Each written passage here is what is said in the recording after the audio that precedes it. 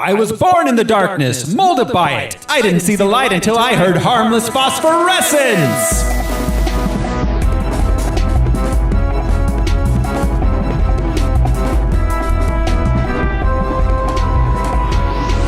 Hello, everybody. This is Society Hag, Thoreau Smiley. Who's joining me this week?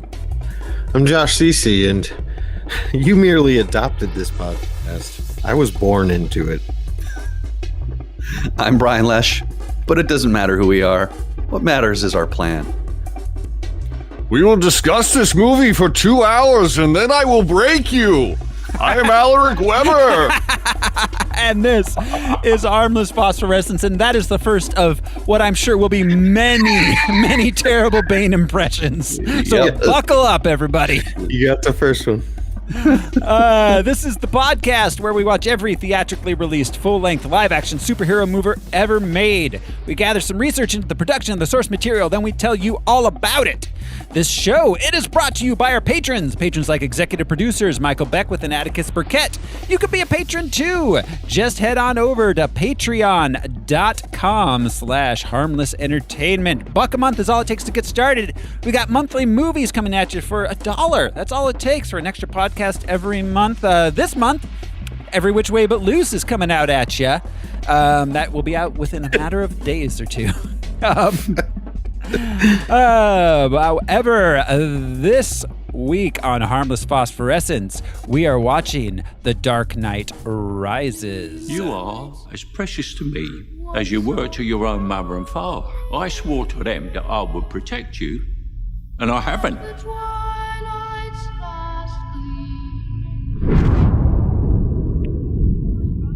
The mayor's gonna dump him in the spring. Really? Mm-hmm. But he's a hero, a war hero.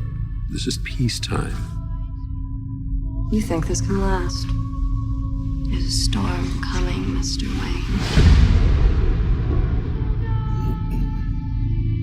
You and your friends better batten down the hatches. Because when it hits, you're all gonna wonder how you ever thought you could live so large and leave so little for the rest of us.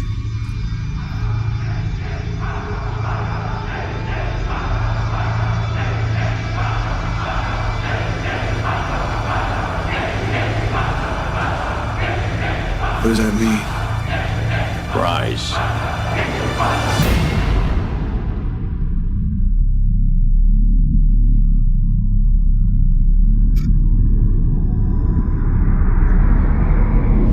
When Gotham is ashes, you have my permission to die.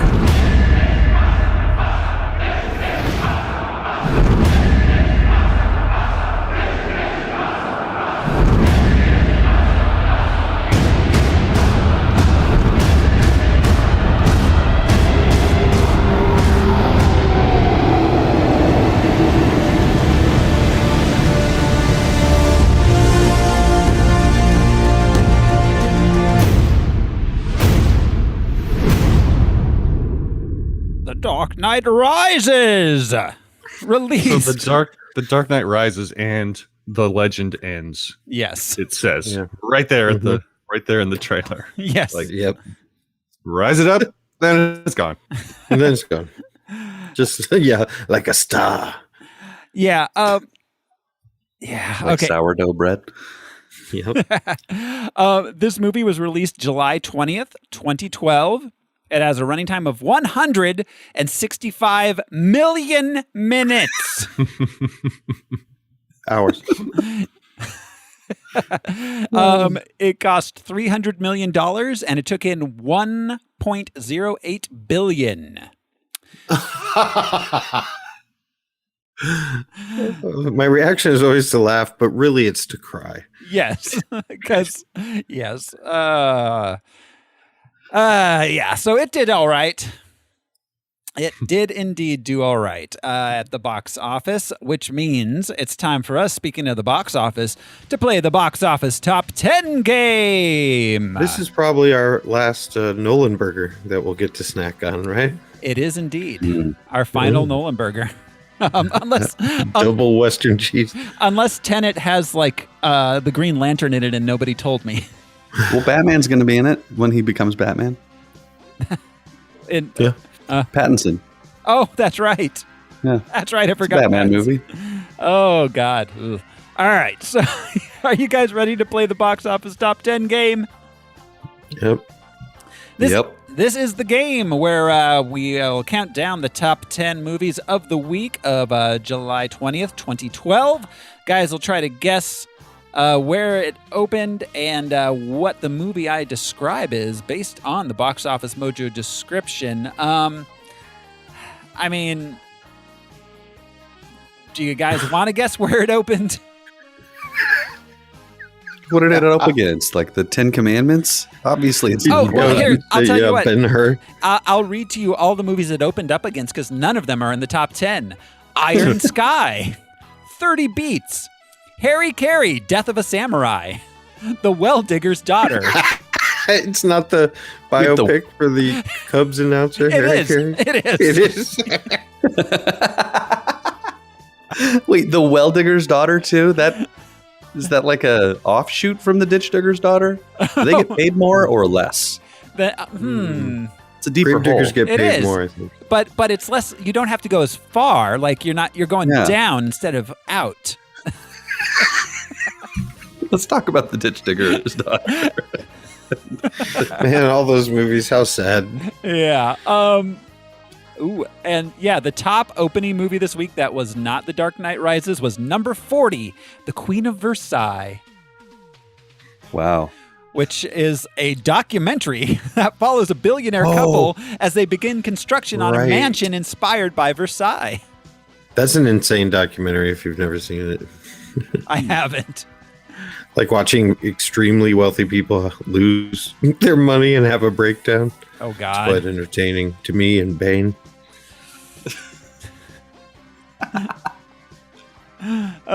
So here's the thing: is there's a ton. We just did the Amazing Spider-Man, which has been out 4 weeks as of the Dark Knight Rises opening.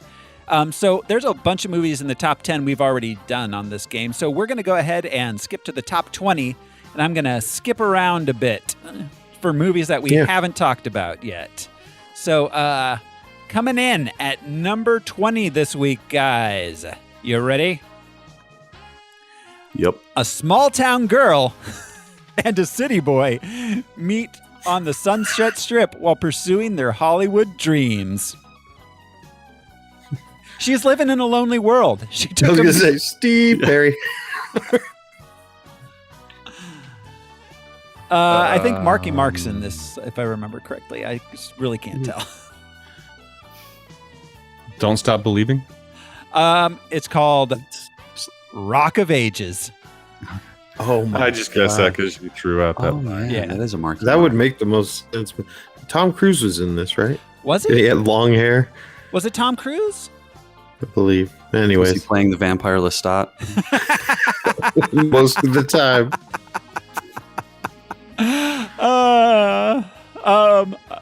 Coming in at number 19. After he becomes a quadriplegic from a paragliding accident, an aristocrat hires a young man from the projects to be his caregiver. Is this Michael Caine? No. Who the hell? No. Who is that? Sean Connery? No, it's not Finding Forrester. Oh. Yeah, Tom was in Rock of Ages, but this one. This is I have no idea. I am completely unfamiliar with this movie. It has a very similar title to a completely different kind of movie that came out like 25 years earlier. That doesn't help any of you. Yeah. Any Which Way But Loose? It's called The Intouchables. The Because he's touching him on his insides? Yeah, I guess they're in touch. I don't know. Number 18 was Prometheus. We talked about that last week. And coming in at number 17, I don't remember remember if this was on there or not, so I'm just going to go ahead and do it. British retirees traveled to India to take up residence in what they believe is a newly restored hotel. Is it the something Marigold? It is the best exotic Marigold Hotel. Mm. You know what's funny? Is comedies about old people and imperialism. Yeah, exactly. I thought we colonized this place. How daft. Coming in at number 16. A hunter ordered to take a princess into the woods to be killed winds up protecting her in his quest to vanquish an evil queen. Starring Huntsman. Thor. Yep. Yeah. Huntsman, yeah. Snow White and the Huntsman. Yep. I forgot about those movies. There were a couple, weren't there? Were they related to the Angela Jolie, whatchamacallit, where she was the witch? Maleficent. Were those like I the think same they were- universe or anything? I don't think so. Well, Maleficent is known to property. I believe Snow White's in the public domain. Coming in at number 15 in its 12th week, The Avengers is still on the chart. Number 14. Faced with both her hot-tempered father's fading health and melting ice caps. That's a double whammy, I right? wasn't ready for that. Little problem too. Insurmountable problem. A 6-year-old must learn the ways of courage and love. And fast. Yeah. This was actually a pretty good movie. The Road? No. It's much lighter than that. I was going to say, that's a bright description for a bleak movie. Right? Is it an Ice Age movie? No, it's not. It's not animated. It's 6-year-old. Yeah. A Dolphin's Tale. This is about a 6-year-old baby Hitler. It takes learning. Hitler, baby. It takes place in Louisiana. How did that become a doo-wop song? Beast of the. Yeah, you're almost there. Whatever we're see. The Beasts of the Southern Wild. Yes, Josh got it. Beast of the Southern Wow. Wild. That was a cool movie. Yeah, it was. It was good. Oh, jeez. Okay, number 13. Oh, Hitler babies, because we were doing Beastie Babies Beastie earlier. That's why I was singing it. All right, go ahead, sorry. Hitler babies. Oh God. Like more than one of them? Oh my god. They're variants. An imprisoned vampire is set free and returns to his ancestral home, where his descendants are in need of his protection. Dark Shadows. Yes. Oh. I guess 2012 I was paying attention. I guess so. That movie It's was rare. Ugh. Yeah, that movie. All right, number 12. A look at the life, career, and music of singer Katy Perry. Career in 2012. Yeah, The career. In 2012. Yeah. It's like, can I see your CV? All right, so you kissed a girl. And you liked it. Yes. I don't Wait, see had anything she else done that here. by 2012 though? Oh yeah. Actually, That was like yeah. that was earlier. 2012. She was already like California Girls and Oh, right. Baby You're a Firework. I'm a tiger or some shit. Yeah. It's called For Part. life. Yeah, it's called Part of Me. Yeah, she was like 22 at that point. Right. It's like the Justin Bieber documentary. It's like What's there to say? a concert film, sure, but like a retrospective. Right. They were born, and then now. Yeah, the production company was arranging to have her murdered so that they could rake in more cash. Well, Yep. they did have her career kind of murdered. So, It's true. all right, coming in at number 11, the lives of some visitors and residents of a European city and the romances, adventures, and predicaments they get into. Oh, love. So you know one thing: there's people, and they live in Europe. This is Midnight in Paris again. They might as well be, as far as the Right. title goes. Different city, different Roman city is in the title. Or Oh. European city. I gave it away. But you said Rome. I did. Roman holiday. People fucking in Venice. To Rome with Love. Part So Brian was close. Yeah, To Rome with Love 2, people fucking in Venice. For centuries and centuries. Number Going 10. at it. Yeah. Number 10 was Madagascar 3, a movie which does not even once take place in Madagascar. Number 9 was Moonrise Kingdom. MadagascarTruth.com. Yeah. Number 8, Medea's Witness Protection. Number 7.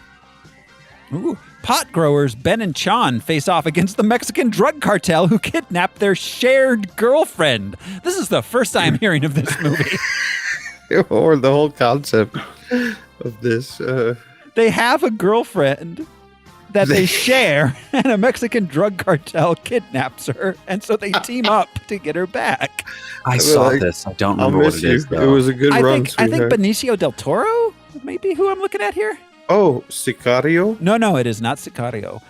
He looks like he's probably playing a drug cartel dude. Isn't he a cop in Sicario? No, he's a Sicario, I believe. No, Oh. maybe he's a cop. I haven't watched it. It's called Savages. Yeah. Oh, yes. The shared girlfriend thing is all I remember from that movie. It's an interesting plot point. It is. It is. Eskimo brothers team up. Yeah, that's not even Eskimo. That's on the scene. Like, what? They're not Eskimos. They're from Ontario. I always get the top half. No fair. Number 6 was Magic Mike. Number 5 was Brave. Number 4 was Ted. Number 3 is we get to watch an old man die again. That's my own. Spidey? Yeah. Amazing Spider-Man. Yeah. Oh, yeah. Let's see. Number 2. Oh my God. A group of friends embark upon another adventure. Them. Using an iceberg as a ship, they encounter sea creatures and battle pirates as they explore the new world. Ice Age something? Yeah, yes. I feel like the Ice Age movies have been on every list for like the past 6 months. They did gangbusters. They basically made that studio. What was the studio? Sony Animation? Something No. DreamWorks? It was DreamWorks. DreamWorks. No, Okay. Blue Sky. Blue Sky, which was owned by Fox, which is now owned by Disney. Right. And Disney But shut. I think that franchise of movies is really what boosted their credibility. Oh, absolutely. They were popular, each one. They were, and they were making a new one until Disney bought them and shut the studio down. They're like, look, eventually the dinosaurs are gone. And number 1, 8 years after the Joker's reign of anarchy, Batman, with the help of the enigmatic Catwoman, is forced from his exile to save Gotham City from the brutal gorilla terrorist Bane. Oh, I was thinking the other kind of gorilla. Oh, so was I. I was thinking any which way but loose. What if just a gorilla was attacking? Not even a super. Carl? Not even. What was that his name? Carl? There's a DC villain. It was that is a gorilla. There is, but what if he was not a superpowered gorilla, just a regular gorilla? Still quite formidable. Yes. Clyde. Clyde was Clyde. the name of the Yeah. orangutan. It would be very painful. Slowly driving the paver. Big After Batman. Batman's like, oh, Clyde. He'd give me the middle finger and turn. Here, Alfred's. I don't know if you've heard the rumors about this Clyde character. But he's a motherfucker. Stay away. And that is the box office top 10, which brings us to the comic book background. Al Weber. Hello. I believe this is the first time I've ever heard of this Batman. Will you tell us? There's a lot of new characters. There's a few. Well, I don't know about a lot. Okay. But when I get to the end, you throw out whatever ones I missed. We've already discussed Batman, Catwoman, Bane. I counted basically one new character from comics. We'll get to her. But before we do that, there are two characters that have been in every Batman movie so far that we've watched, and we haven't taken a closer look at them. First off, James Gordon. Ooh. Never really went in depth. James Gordon first appeared in the very first panel of the very first Batman story in Detective Comics number 27, May of 1939, making him a creation of Bill Finger and Bob Kane and the first Batman supporting character ever introduced. Oh, Jimmy. Was he commissioner at the beginning? Yes. Of Scottish descent, Gordon served in the U.S. Marine Corps prior to becoming a police captain. In their first story together, he is referred to simply as Commissioner Gordon. He wasn't James quite yet. You have to earn that, James. Yeah. He and Batman are investigating the same murder. Gordon is initially resentful of the vigilante's interference, as Batman's methods and effectiveness embarrass the police by comparison. Batman eventually persuades the commissioner that they need each other, and Gordon deputizes him, making Batman an agent of the law. Lame. Yeah. Batman was a cop. And maybe this explains the press conferences in Batman 66. I was going to say he's basically a cop in that. Yeah. Yeah. Finally, we have an explanation. The whole DC universe got shaken up in the Crisis of Infinite Earths, as we've discussed. The post-crisis version of James Gordon is introduced in Frank Miller's Batman Year One in 1987. Transferring back to Gotham after 15 years in Chicago, Detective Gordon finds Batman his only ally against a mob-controlled administration. In this version, Batman is never deputized, and Gordon's relationship with him is kept out of the public eye. And that works best. Yeah. Over the dynamic relationship. Yeah. Over the years, Gordon climbs the ranks to captain, lieutenant, and finally commissioner after he and Batman weed out the corruption in the department. Yes. Depending on the continuity, James is the father or adoptive father of Barbara Gordon. And James has been married twice, first to Barbara Keene and then to former partner Sarah Essen.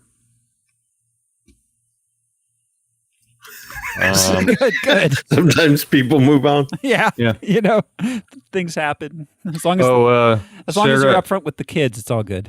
Yeah. Sarah Essen was introduced also in Batman Year One, when Gordon was married to Barbara Keene. He was messing around with his partner, Sarah. His marriage was on the rocks. And meanwhile, Batman was messing around with his partner, Alfred. Yeah. I don't know if they use the same. Oh, sorry. Well, Robin. They delve into that in the show Gotham quite a bit. I don't know if it's the same name, but yeah. Cheating on Batman, Alfred love triangle. Robin. Yeah. Do you think Batman officiated Gordon's wedding? You got to do me one favor, Bats. Yep. It's like, dearly beloved. Unless we have anything more on Gordon, I was going to move on to Alfred. Alfred, Mr. Pennyworth. Yeah.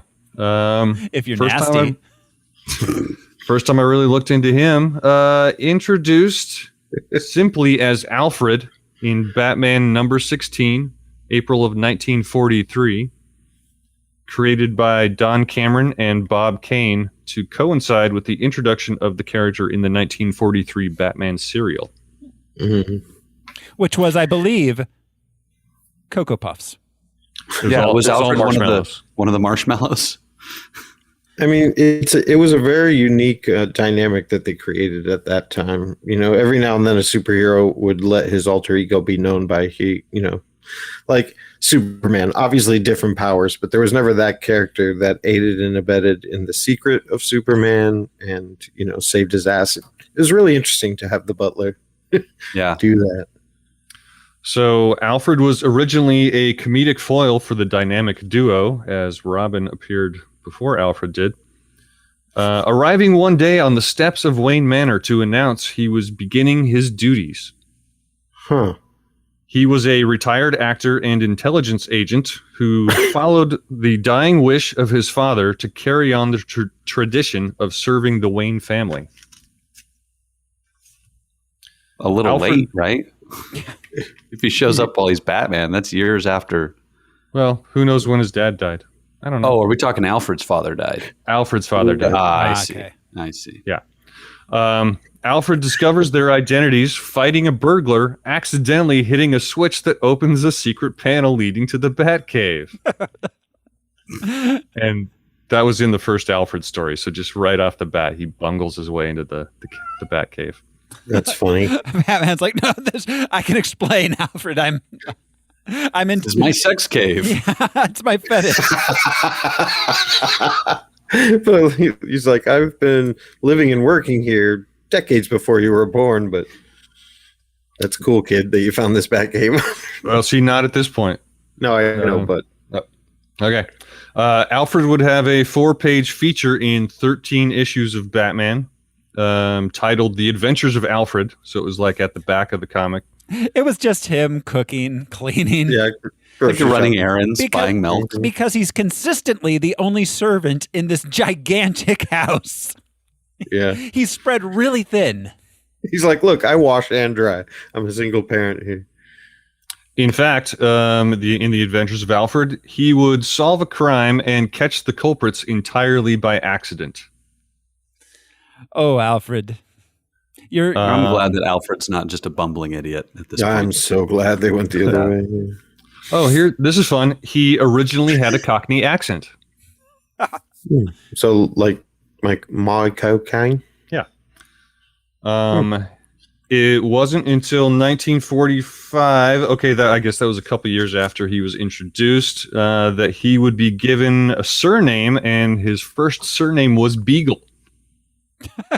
Is that because he was part Beagle? Yeah, he was from. He's Beagle Man. He was from Ducktown. Duckburg. He I'm was sorry. a Beagle boy. I just love that. How lame. He was an actor and a double agent, but he wanted to fulfill his father's dying wish of like cleaning the bathrooms of Wayne Manor. Son, promise me. Promise you what again? The surname Pennyworth was not used until 1969. When he was adopted. When Batman adopted him. When that's when he first started dropping acid, and he was like, "I will now be known as Alfred Pennyworth." Call me Pennyworth. Call me Walking Stick. It's my street name. Sergeant Pepper's on repeat in the Wayne Manor. I didn't see why they changed it. They just did, and then they retconned it to say that was his name from the beginning. So Beagle was a pseudonym? I don't know. I That was don't his know. code name when he was wearing a domino mask and nobody could tell who he was. Yeah, sure. That was his counterintelligence name. Mm-hmm. I am the Beagle.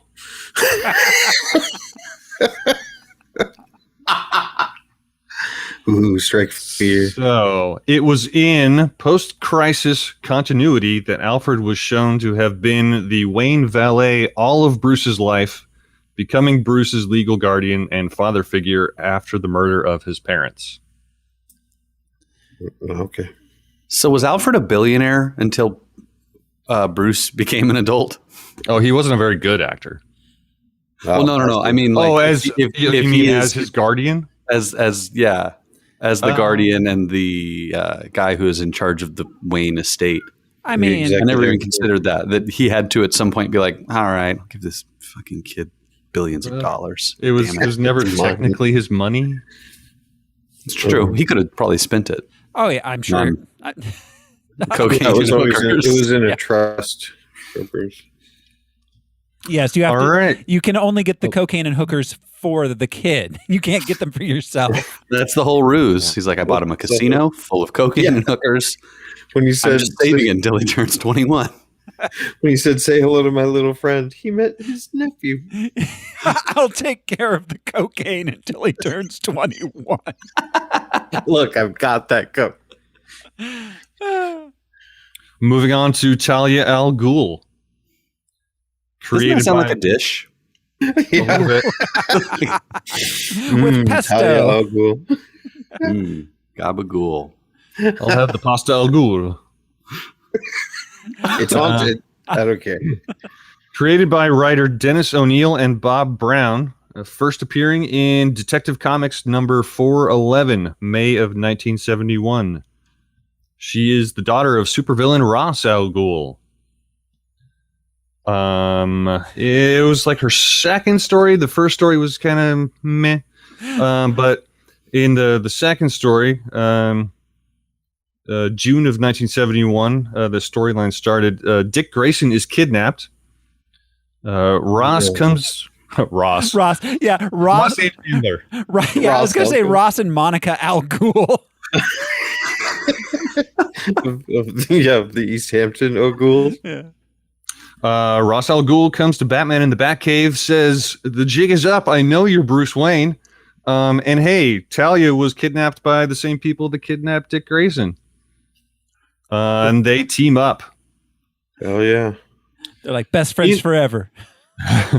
In the end, however, it is revealed that Talia is in love with Batman, and the kidnapping was a setup by Ra's al Ghul to test Batman's suitability to become Talia's husband and successor as leader of the League of Shadows. So it was a little bit like The Bachelor.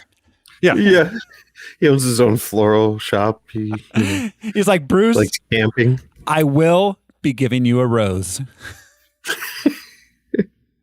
While Batman returns Talia's feelings, he refuses the offer.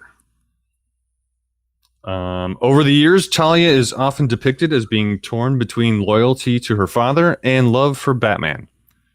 Around the mid-90s, Bane entered the League of Shadows, and Ra's al Ghul considers him a potential heir to his empire and wants Talia to marry Bane. Talia's all, nuh-uh, Dad, gross. So Ra's al Ghul in the comics basically is a matchmaker. He just arranges marriages. Well, yeah. And Bane entered the Little League of fiddler on the Shadows. roof. I have a fantasy League of Shadows going on, guys.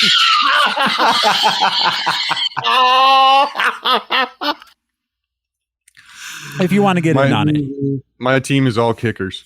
It's all kickers. Holy shit.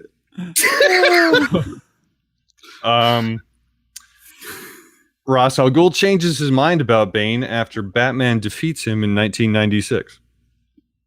Bane, I thought you were cool. Now I don't think you are anymore. It's 1996, brah. Things are different now. California knows how to party. The on and off love affair between Talia and Batman would result in her becoming the mother of Damian Wayne, the fifth Robin, Right. who was first introduced in September of 2006, though details of his birth were first seen in a 1987 graphic novel, Son of the Demon. It was very graphic. Did he marry Talia al Ghul? Yeah, it was in the Son. It was in that graphic novel, Son of the Demon, when they actually got married. Interesting. No, For a little while. it was in Bermuda, I thought. I thought it was Bahama. Yeah, Come on, pretty mama. Come on, pretty mama. Did Jim Gordon officiate their wedding? I'm just really curious about who does the marriages in Gotham. There doesn't seem to be any religion. It was Jonathan Crane because he's the judge. He's got everybody real fucking doped up and started passing out those wedding mints. ready to get married. It's all Vegas, baby. Yeah. It's like, Choose your Choose your punishment: exile or death or marriage. Talia is the only suitable person to marry. Chin scratching. He's like, all right, has everyone taken their wedding roofies? Yes? Okay, good. I'm going to write that on my list of dream wedding things. Wedding roofies. It'll be the party favors, like Jordan almonds and roofies. Yes. On every table. You accidentally eat a roofie instead of an almond. Like, oh, down I go. Why are these in here? Oh my God. Talia is a master martial artist, swordsman, marksman, and a genius level intellect.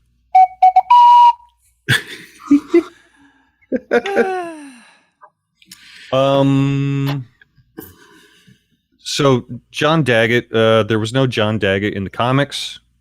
Isn't he from the X-Files? That's John Doggett. Doggett.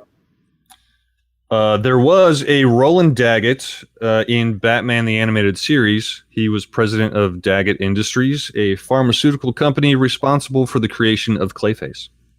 Ah. Yeah. And that was all I had. Did I miss anything? Well, Robin? Robin. Yeah. We've talked about Robin before, and also... Well, we have. Also, Robin. They even revealed that that's his name, but yeah, Robin. I know they just didn't put him in tights, but Batman is giving him direct orders, and he's following Batman's lead rather than. Oh, I know it's the Nolan version of Robin. I get it. Oh, I'm sorry. I thought we were talking about that. I'll be quiet. No. I mean. Were there any new characters introduced? I was going to mention Daggett because I think he was in Gotham, but I know he wasn't in the comic. There was no, I guess not. If it comes to me, but no, Robin was on my list. I mean, there were a number of movie only characters, but I don't think any other comic ones that I am aware of. Well, I think we've talked about Lucius Fox, right? Yeah. Yeah. Yeah. We've talked about Lucius Fox, and we've got. So all right. So yeah, thank you, Al. That brings us to the film production itself. This movie is the third in the Dark Knight trilogy, directed by Christopher Nolan, with a screenplay once again by Jonathan Nolan, Christopher Nolan, and David S. Goyer. Yes, indeed. He's back. Yeah, the Zack Snyder of his time. Like, there's only one man in this world that can consult on superhero movies. Yes. Over and over and over and over. Yeah, so originally, Christopher Nolan says he did not intend to make a third Dark Knight movie. He says he was lured back when he says when they broke the story, and he thought that there would be a decent story to tell. I believe there's a possibility that he might also have been lured back by a number of millions of dollars. I was going to see the truckload of cash that showed up. I remember when this came out, a friend of mine was he was big into like the production side of stuff, and he was a big Chris Nolan fan. Mm-hmm. And he had said that he had read in some trade book that the promise of him making a third movie allowed him to make what was the one that came after this? Inception? Interstellar. Oh, Interstellar. Because Inception came after. Inception was in between the two Dark Knight movies, yeah. Yeah. And Interstellar was so expensive to make that this was like the hook that they got him on. Because that movie was incredibly expensive. Every aspect of making Interstellar was mind-bogglingly expensive for what it was. You know, it wasn't a big tentpole kind of thing like this. Yeah. That makes a lot of sense. Because this, he says he was worried about having something to say and becoming bored with the production if it wasn't something that he thought was interesting and worth saying. I mean, I don't know.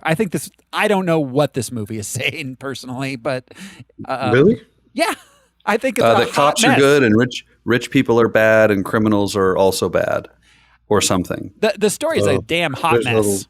There's a lot more going on than that. Yeah. But okay. Yes, there's a gazillion things going on, and it's insane.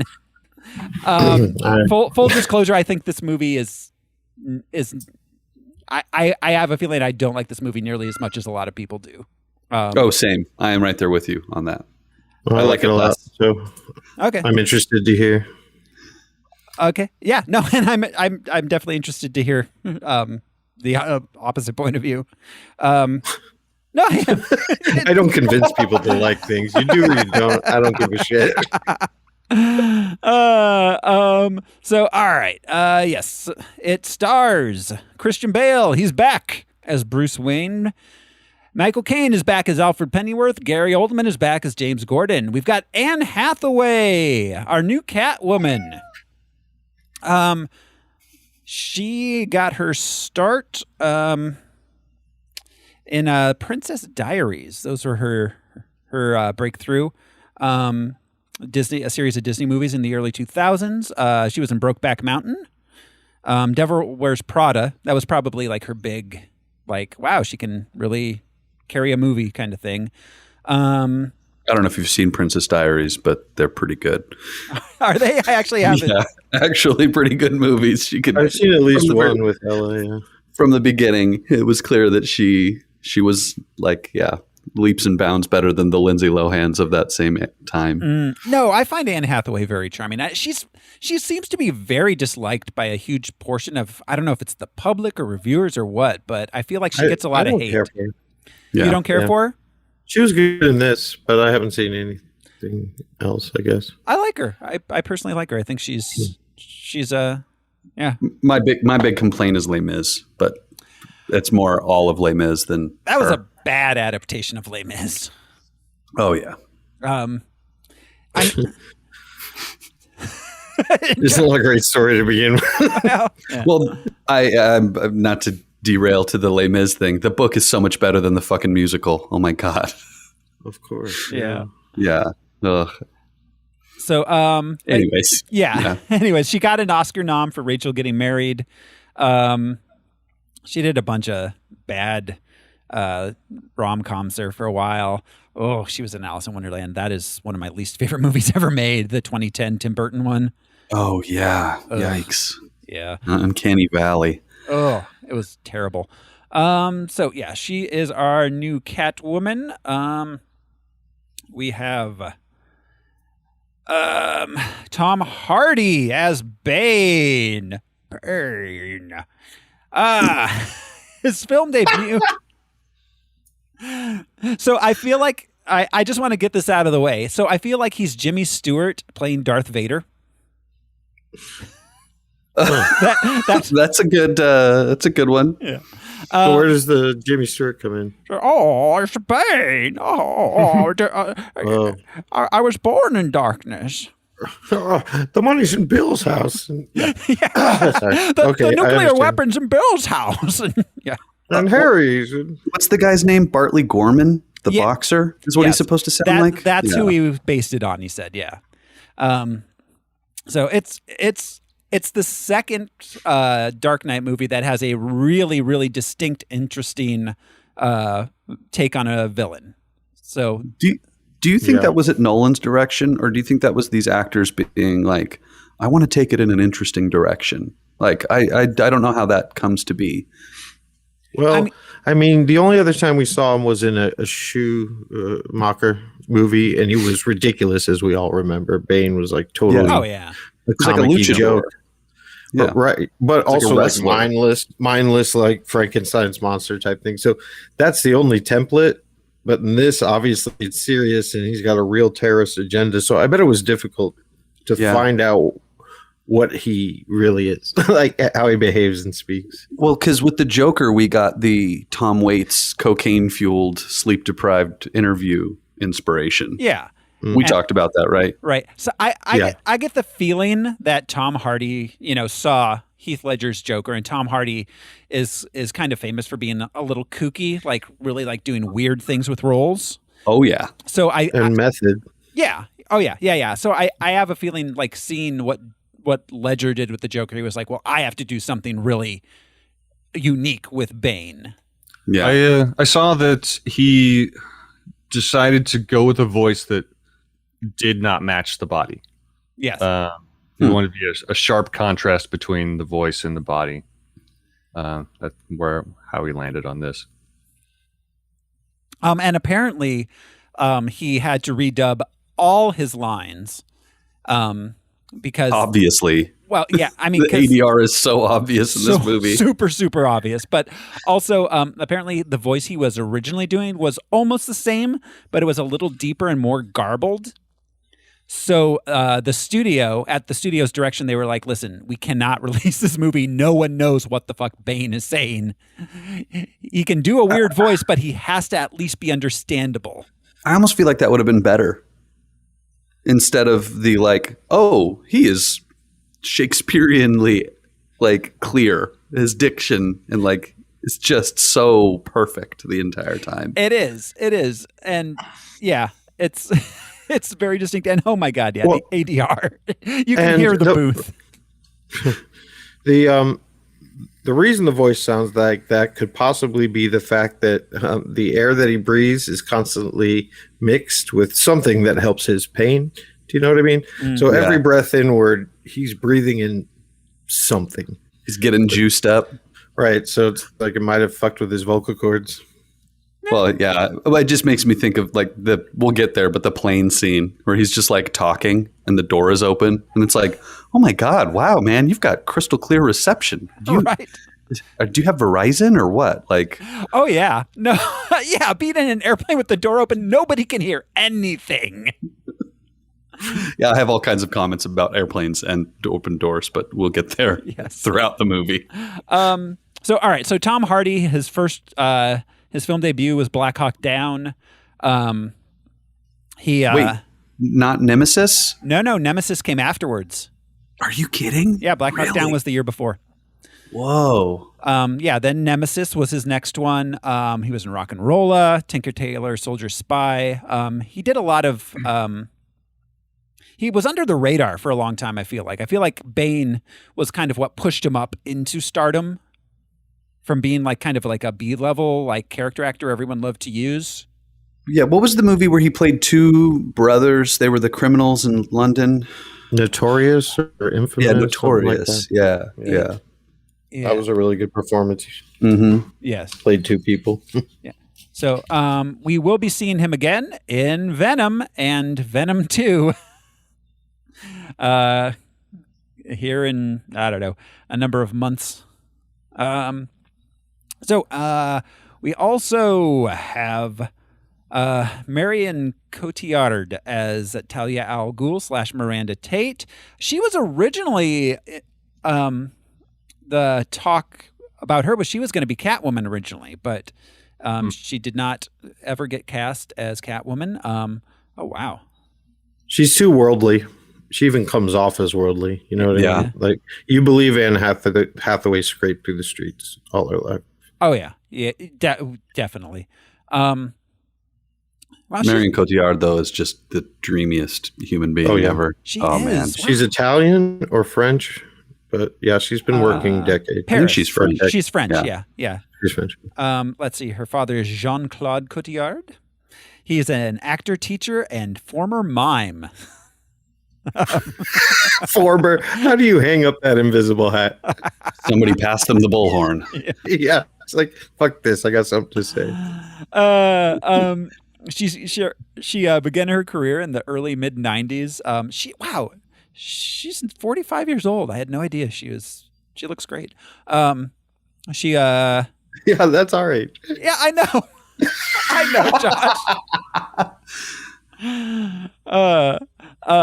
So she got her start in mid 90s. She did a bunch of like fourth build indie movies. She was in Taxi in 1998. She reprised her role in Taxi 2 and Taxi 3. There was the Taxi trilogy, of which I am only now learning. Wow, it was a French action comedy. So she really kind of took off around this time. She was in Big Fish. Let's see. Oh, gosh. A Very Long Engagement, which was long. So yeah, since then she's been in Inception, which is where Nolan became, where she first started working with Nolan. She was in Contagion. So she works. She does. Wasn't she the imaginary wife in Inception? Yes. Mal? Yes. I think. Yes. She was the imaginary wife. Which means bad. Yes. Exactly. Sometimes Christopher Nolan's on the nose. A little bit, yeah. Like love is what connects time and space. Interstellar. And time-traveling bookshelves. We got Joseph Gordon-Levitt as John Blake. Robin John Blake. JGL got his start, of course, on Third Rock from the Sun. He was in 500 Days of Summer. Let's see. He was in Inception, of course, which is where he got his hookup with Nolan. G.I. Joe: The Rise of Cobra. The Brothers Bloom. Wasn't he in something like Brick or something? What am I thinking? Yeah, he was in Brick. Yeah, that's a great movie. Yeah, it is. That movie is crazy. Yeah, his voice in that movie is what drives that whole thing. Well, the writing, obviously, but he sells that made-up language. Yeah, he does. God, I haven't seen Brick in years. All right, so Morgan Freeman is back as Lucius Fox. Matthew Modine coming on as Peter Foley. We got Ben Mendelsohn as John Daggett. We'll be seeing him again. We've talked about him on our Star Wars miniseries, Harmless Midichlorians. If you guys want to check it out, patreon.com/harmlessentertainment. Let's see. Rounding out our cast, Alan Abutbul as Leonid Pavel, the Russian nuclear physicist. Ben Gorman is Daggett's assistant. Bern Gorman is Daggett's assistant. Daniel Sunhata as the special ops officer. And Brett Ben Mendelsohn as Daggett. Yeah, I just talked about him. Oh, you did? My bad. Yeah. He's this main scroll. Yeah. And we talked about him on Harmless Midichlorians, patreon.com/harmlessentertainment. And Ben Cullen as Byron Gilly, the U.S. Congressman. Cillian Murphy's back as the Scarecrow. Liam Neeson cameoed as Ra's al Ghul's ghost or hallucination. No, he's still alive. He just showed up and left. I think it was a hallucination. Yeah. That's most of the cast there. The Pittsburgh Steelers cameoed as the Gotham Rogues. So good for them. And that about rounds off our production. I have a review to read. Brendan Glacane writes, Nolan burgers. Nothing but Nolan burgers. Some call it feces. Some call it dung. Some call it excrement. It is also known as shite, poop, crap, and stool. I call it Nolan burgers. This hideously overrated movie is just one big, rotten, stinking pile of Nolan burgers, crawling with maggots and swarming with flies. This movie features some of the absolute worst Nolan burger fight scenes of all time. Tom Hardy's Bane voice is almost the epitome of brown, reeking Nolan burgers. The way Batman's broken back gets fixed is just laughable Nolan burgers. Even Anne Hathaway's beauty cannot elevate this film above the level of pure putrid Nolan burgers. The movie and its predecessors are the most grossly overrated pile of Nolan burgers in the entire history of the universe. They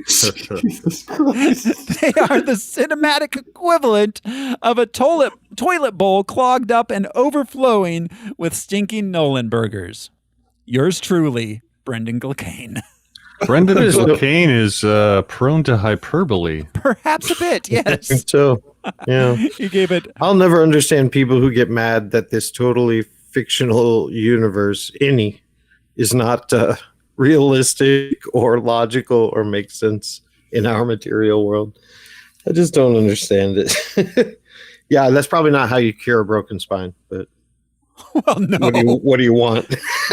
No. Out of a comic book movie? No, rope and punching is not how you cure a broken spine. But it's all made up, so. Yes.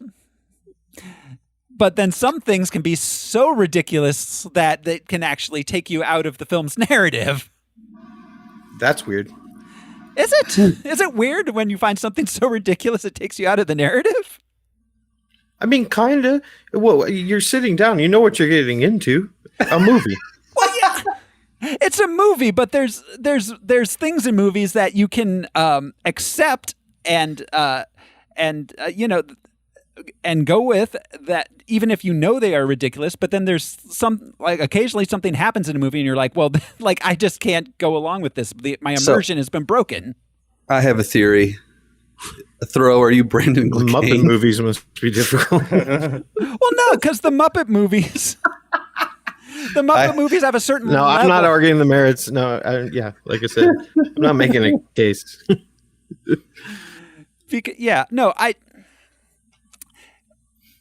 Christopher Nolan's whole thing is gritty, realistic. That was his whole take on Batman. Right, which is wholly accurate. We've seen other takes that have failed Gotham City. Right. I'm not saying it's a bad take. I'm just saying that this movie particularly fails to live up to that particular take. Like, it feels lazy. My big beef is if we're looking at realism, the suit needs nipples. How are we supposed to get bat milk? And I don't know, how dark do you need to be? I don't know. Underground in an inescapable well of a prison? It's not inescapable, though. No one just tries very hard. Which is another issue I have with the movie. Nobody tries. That's ridiculous. Go ahead. No, how is that ridiculous? How is that ridiculous? So Nobody tries to climb out of the fucking pit. There's handholds all the way up. You can see them. There's rock climbers who climb much, much more difficult surfaces. Right. It's much more compelling to have Batman do things absolutely everyone else can do. You're right. Fair enough. I'm just saying that I'm saying that the conflict and that the roadblocks they set up for him are not ones that I find to be especially compelling because they're easily overcome and they have a lot of logical inconsistencies that clearly the characters should be able to see. They should be able to climb out of that motherfucking pit. Well, they should be able to draw a ladder up to that crevice or that. There's a lot of things they should be able to do. Climb across the unjumpable. But do you understand how there would be no movie if he climbed right the fuck out of the well? I understand that they could maybe have written the movie a little better so that getting out of the well was more difficult and didn't look like it should be You don't see the metaphor? You don't see the metaphor? Of course I see the metaphor. I see the metaphor. I think they did it badly. All right. May I? Please. Okay. So we do see someone attempting to climb out almost as soon as we get there. We don't see how many people tried to climb out off camera. There may have been many. It could have been one guy a day. It's like, oh, it's your turn to try and climb out. What I'm wondering is why do they consistently try to make that jump when there's clear handholds directly above them? I didn't see those. I didn't see that. Really? Really? Let's move on, please. We'll get there when we get there. This is a 3-hour movie. Yeah, and I felt fine. second of it. Yeah, I got nothing to say. I like what I like. I'm not gonna. Yeah, no, we can move on. I understand, but I also I don't think you do. No, I understand. I'm not arguing. Like, I absolutely more power to you for liking it. I'm allowed to like point out problems with it, though. Sure. Not with you It's not liking it, about but with the allow. film itself. All right. All right. So, anyways, are you guys ready to actually get into the movie? There will be a reckoning. This is The Dark Knight Rises. We open on an unspecified foreign country. A CIA team is taking a Dr. Pavel into custody in an airplane. Mercenaries that bring the doctor also provide 3 hooded men that they tell the CIA agents work for a famous bad guy named Bane. They take them on board in order to try to find out more about Bane, but it turns out one of them is Bane. He has a plane of his own attack it and destroy their plane. They take the doctor, kill the rest of the crew, and crash the plane. I think that plane stunt rivaled anything I've seen in a James Bond opening.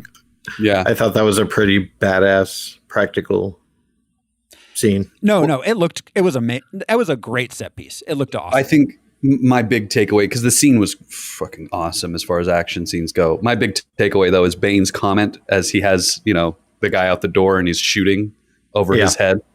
The question of he's just thinking why you're shooting a man before pushing him out of an airplane. It just shows how much Bane has an understanding of criminality and getting things done and achieving a goal.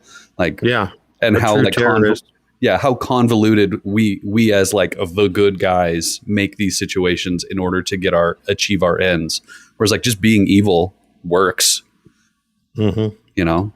That was my big takeaway from that whole thing, was just to give Bane the opportunity to show he's clever, very clever. Oh yeah, and goal oriented. Yeah.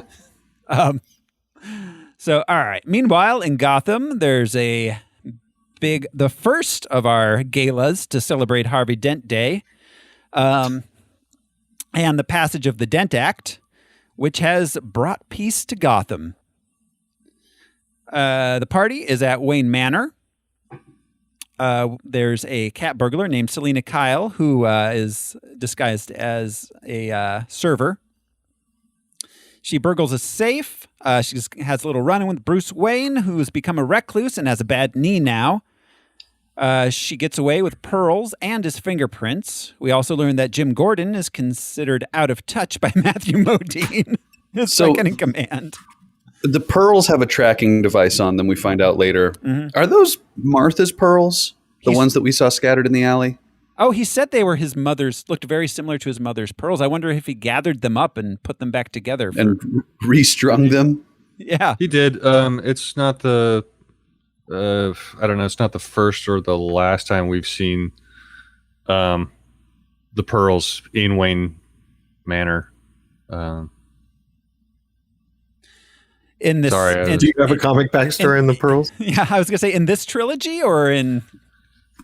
Oh well, I know I've seen him in movies. Usually, Bruce is wearing them around. Yeah, totally. He's got them on display or something like that, just like a reminder. So yeah, I'm pretty sure they gathered up the pearls and. Yeah, I did. That's actually a really good catch. That did not connect to me that they would have been the alley pearls. So there's a senator or a congressperson there. I guess he's not a senator.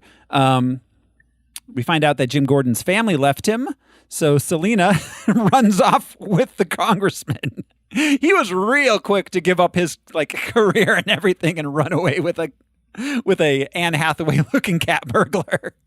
Well, I don't think he believed he was giving anything up, really. Yeah. Well, I think he thought he picked up a chick. Well, yeah, but then doing what he always did. Yeah, but then later, he disappears for days, and later on, he's just kind of hanging out with her. He's not being kept captive or anything. Right. Hey, she bought him a Bermuda shirt or something. Yeah. Yeah. Yeah. Because he looks like Magnum when they find him in the bar. It reminded me a little bit of that. Who was that? Senator or congressperson that disappeared and went down to Brazil or something, and he was hiking the Appalachian Trail. Yeah, hiking the Appalachian and was in another country with his mistress. What was that guy's name? I can't remember. Damn it. Anyways. Yeah, so we also meet Miranda Tate. She's a member of the board of Wayne Enterprises. We meet John Daggett, billionaire, rival of Bruce Wayne. He's also a member of the board.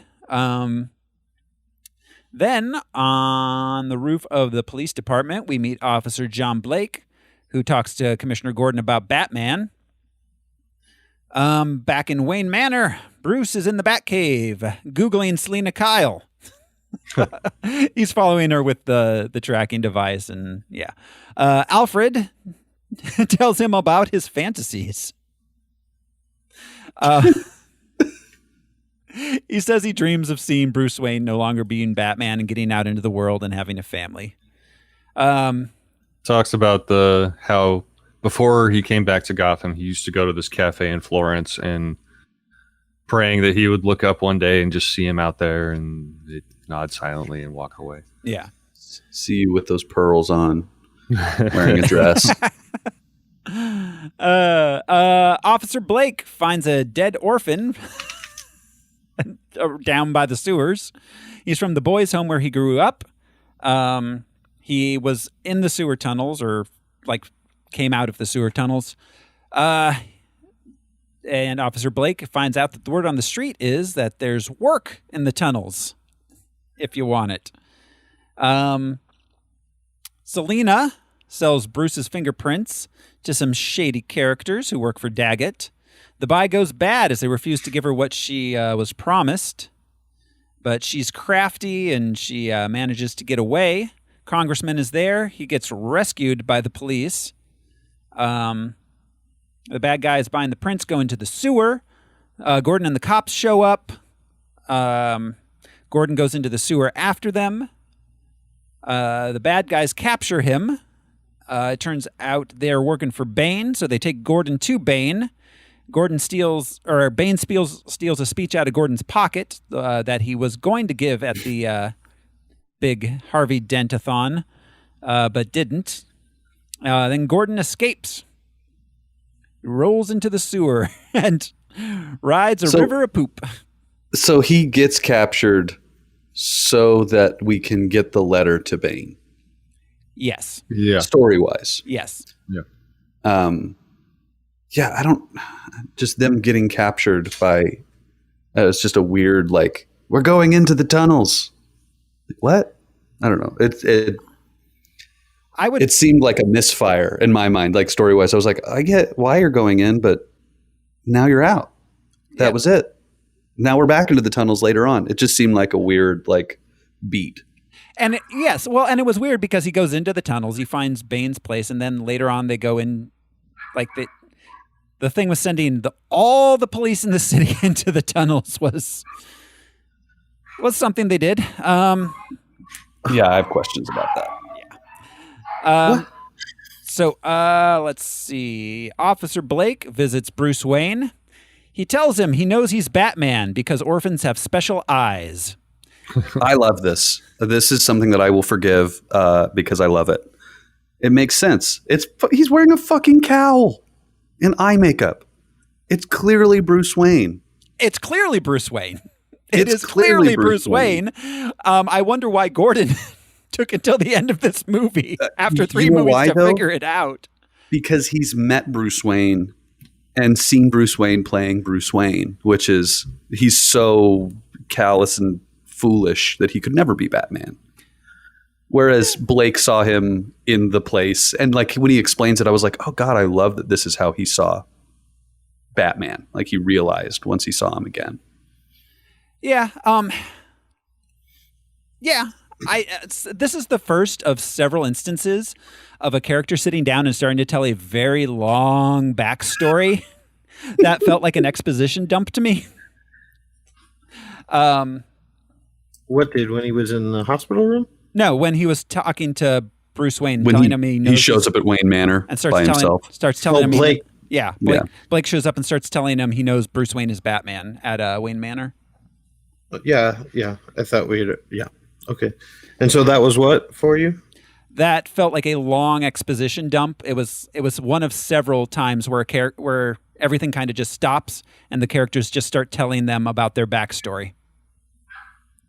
I feel like him telling him about his backstory, though, revealed a lot about Bruce that we hadn't necessarily seen. I thought it was effective in that sense. I think really it also liked ties into the Robin mythos, who was also an orphan. Well, yeah, I mean, yes, it does. I still don't think it's.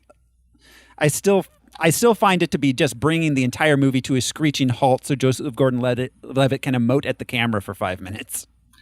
Plot-wise, it drove Bruce out of the house. Yeah, That's true. He got him he had moving. to find out that his money wasn't going to the things that he had assigned it to. Yeah. Right, and that was dwindling. So I understand the plot mechanics of it and why it was there and everything. I just feel like the way it was done was over and over again. They would just stop everything to talk rather than having these exact same plot mechanics and exact same points worked into the movie in a more interesting way. We would literally just stop and talk at each other for 5 minutes. It happens numerous times. What would be an interesting way? Like in the middle of a battle, an action sequence? Or like where do you get exposition? If it's not visual, where do you stick? There's a number. Movies do it constantly. They constantly work out interesting ways to have it. We don't always have to just stop and have a speech for 5 minutes numerous times in the movie. I could see, as far as like a time and a place for them to do some of this conversation when they're in the car together, when he's like, you need a ride, and for him to then reveal that he knows he's Batman. But I like it happening the way that it does because of it allows them to have connection throughout the movie instead of, and Bruce is kind of like, he doesn't acknowledge or accept like that he is Batman out loud to Blake until they're in the car later. So it lets us set up for that. It brings in emotion that is often devoid in a Batman movie. But yeah. I like the human connection. Yeah, I mean, that's great too. I just don't like the way it was done. Here's the thing. I feel like this is an... we copy that. Yeah. I think this was a very well-directed movie. I think it has great action set pieces. I think the overall basic idea of the story is fine. I think it just has a terribly written script. Lazy. And I think Christopher Nolan was just pounding it out because he wanted to get this done so he could go make the movie he really wanted to make. All right. I have issues with some of the action sequences. We'll get there. Right. So, all right. So then we learn that Wayne Enterprises is nearly bankrupt. Bruce goes to the hospital, sees the doctor that is also a character in Memento. That's the connection to the Nolan verse. I think there may be Reno 911. Oh God! Wait, is he this? Oh yeah, no, that guy. That's Dangle. Yeah, that's right. Yeah, but yeah, he plays the same character as in Memento. So he shows up to Jim Gordon's bed in a ski mask, and Jim Gordon does not put together that this man is Batman. Also, he's like super doped up, but like he doesn't put together that like he's not talking in the Batman gravel. He's just talking like he's Bruce Wayne in a ski mask in a probably a $10,000 suit. Yeah. Like, which is, I don't know. It's still funny to me whenever he's talking to people in the Batman voice when they know he's Bruce Wayne. Yeah. It's like, Bruce, why are you talking like that, man? But that's not specific to this movie. That's just a general Batman thing I find funny. He wears a mouth guard in peace. No, he literally does to change the structure of his face. Have you ever talked to an athlete when they have their guard in? I know. I was going to say that makes a lot of sense. But that yes, he would wear a mouth guard he would sound muffled, but he wouldn't necessarily have to be talking down like this. I could talk. Well, maybe he just is clenching his teeth the whole time. I don't know. With the mouth guard in. The mouth guard thing, I didn't even consider that with the changing the affect of his voice. And structure of his face. Yeah. But when he's at Gordon's bedside, he is not wearing the mouth guard. No, he's only wearing a ski mask. Or the eyeshadow. Yeah. So, all right. Bruce goes to our second gala of the film, our masquerade ball. We learn that Bruce spent most of his money on a failed clean energy project. He dances with Catwoman.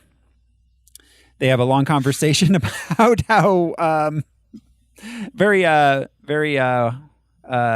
Occupy Wall Street era kind of like rich people are bad. Then she steals his car.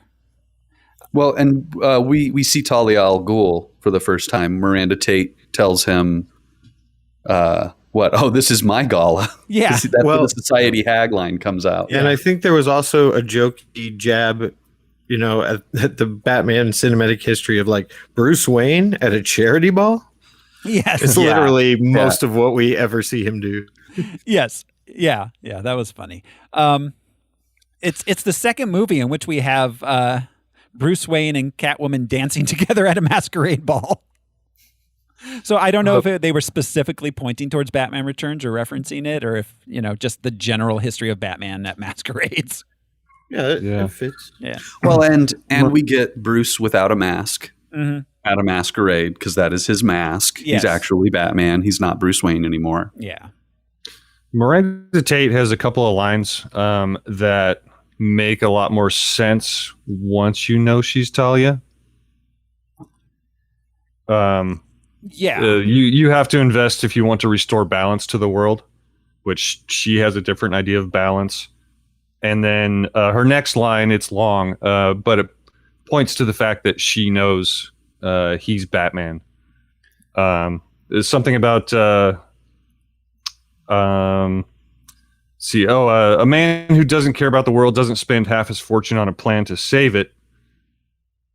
Because it's double pointed, the energy plan versus the Batman plan. Yeah. Yeah. And then then goes into hiding when it fails. The Batman. The Batman plan failed. Mm-hmm. And the energy plan failed. Anyway. Yeah. So, all right. So the next day, Bruce visits Lucius Fox.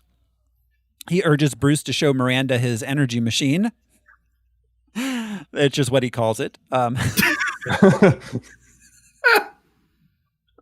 Then he shows Bruce his new inventions, including, he just calls it the Bat. It's like part plane, part helicopter hover thing. Yeah. I love the bit where Wayne starts to just walk out and he's like, is that all? Normally you have an unusual request. He's like, I'm retired. He's like, let me show you anyway. Yeah. He he really wants to show off his toys. Oh yeah.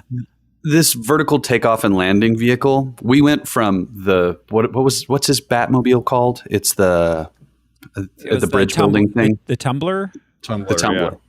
Yeah. And the motorcycle, which is then a step beyond realism to the Bat, the Bat plane without wings, I guess. Yeah. We go from a real vehicle to a less real vehicle to this thing where it's like, oh, well, we've now got Batman, all of his gadgets, but this thing is far from a real device, which is just, to me, it was interesting to see Nolan pushing realism into like, well, we got to get to Batman. He's got to be Batman with a flying car kind of thing. Yeah. He has to be able to fly at some point around this. Yeah.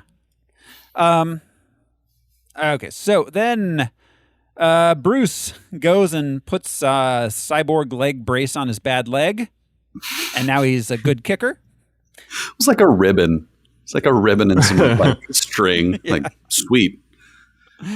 That device alone would revolutionize like medical prosthetics. Oh my Lord, yes. Yeah. Yeah.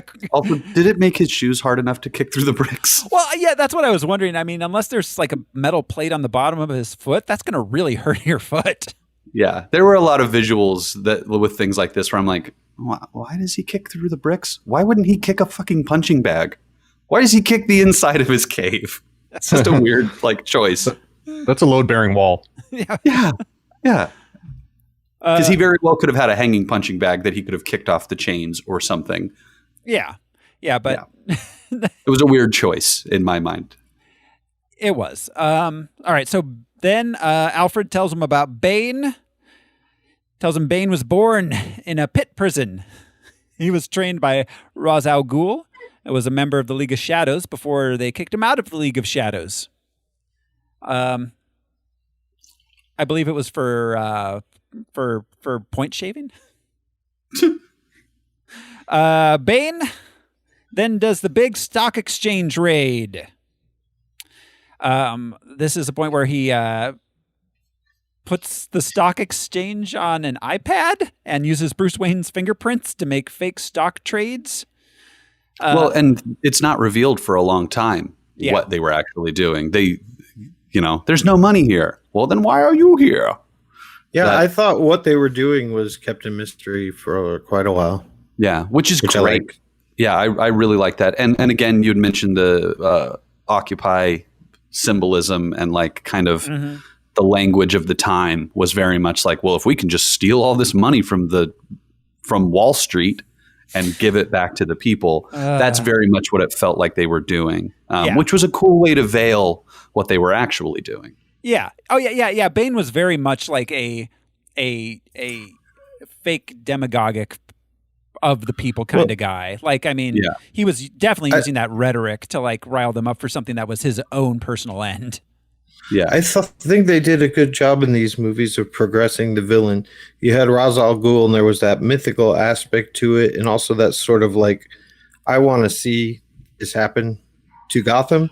Then you had the Joker, who's just chaotic and will do whatever with no real motivation. And now you move that up to someone who not only wants to see Gotham have a hard time, but totally change it in every way, politically, law enforcement. They kind of stepped up the villains, and I liked that. Ultimately, he wants it just wiped off the face of the planet. Yeah, I mean, that's the ultimate plan. Right. Yeah. So that's bigger stakes than Ghoul or Joker. Well, and using it as a symbol before destroying it to change the world. That's kind of how I view him changing Gotham. Is like, I'm going to make all the people do crazy shit, and then I'm going to destroy it after the world has watched. It's like, what can one lunatic madman do, really? And then, they step it up with Bane, who just wants it gone. The Joker didn't want Gotham gone. No, he liked Gotham. He wanted Gotham around to play with. It was fun. Yeah. Bane definitely thinks destroying Gotham will make the rest of the world change. Whereas Talia is kind of, it's like mostly revenge. She's finishing what her father started, is what she says. He was going to destroy Gotham, so she's going to destroy Gotham. And she's kind of just getting back at Batman for killing her dad, and on another level too. Let's see. Yes, they do the motorcycle escape from the stock exchange. The police are following, but then Batman shows up on his bat bike. He's able to.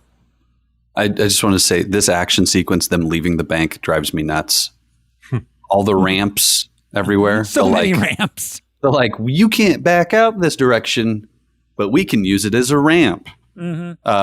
Is just a mess. Also, there are a number of shots, they're brief, like second and a half shots of them ramping over cop cars without hostages on the back, with cops pointing guns at them and no one shooting. And all I can think is Gotham is like New York City, right?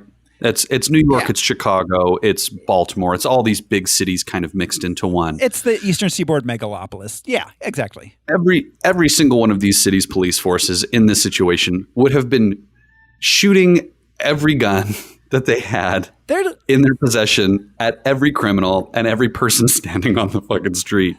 There were just a couple of moments in this action sequence where I thought like, oh yeah, so many cops and innocent bystanders would be dying because they would just be shooting, and no one fires a single shot in that whole escape from the bank. There's a lot of moments in this movie where people who are not Batman don't shoot their guns when I feel like they should have been shooting their guns. The only police officer to shoot their gun in this entire sequence is the cop who shoots Batman in the back. Mm-hmm. He shoots Batman's weird, useless device.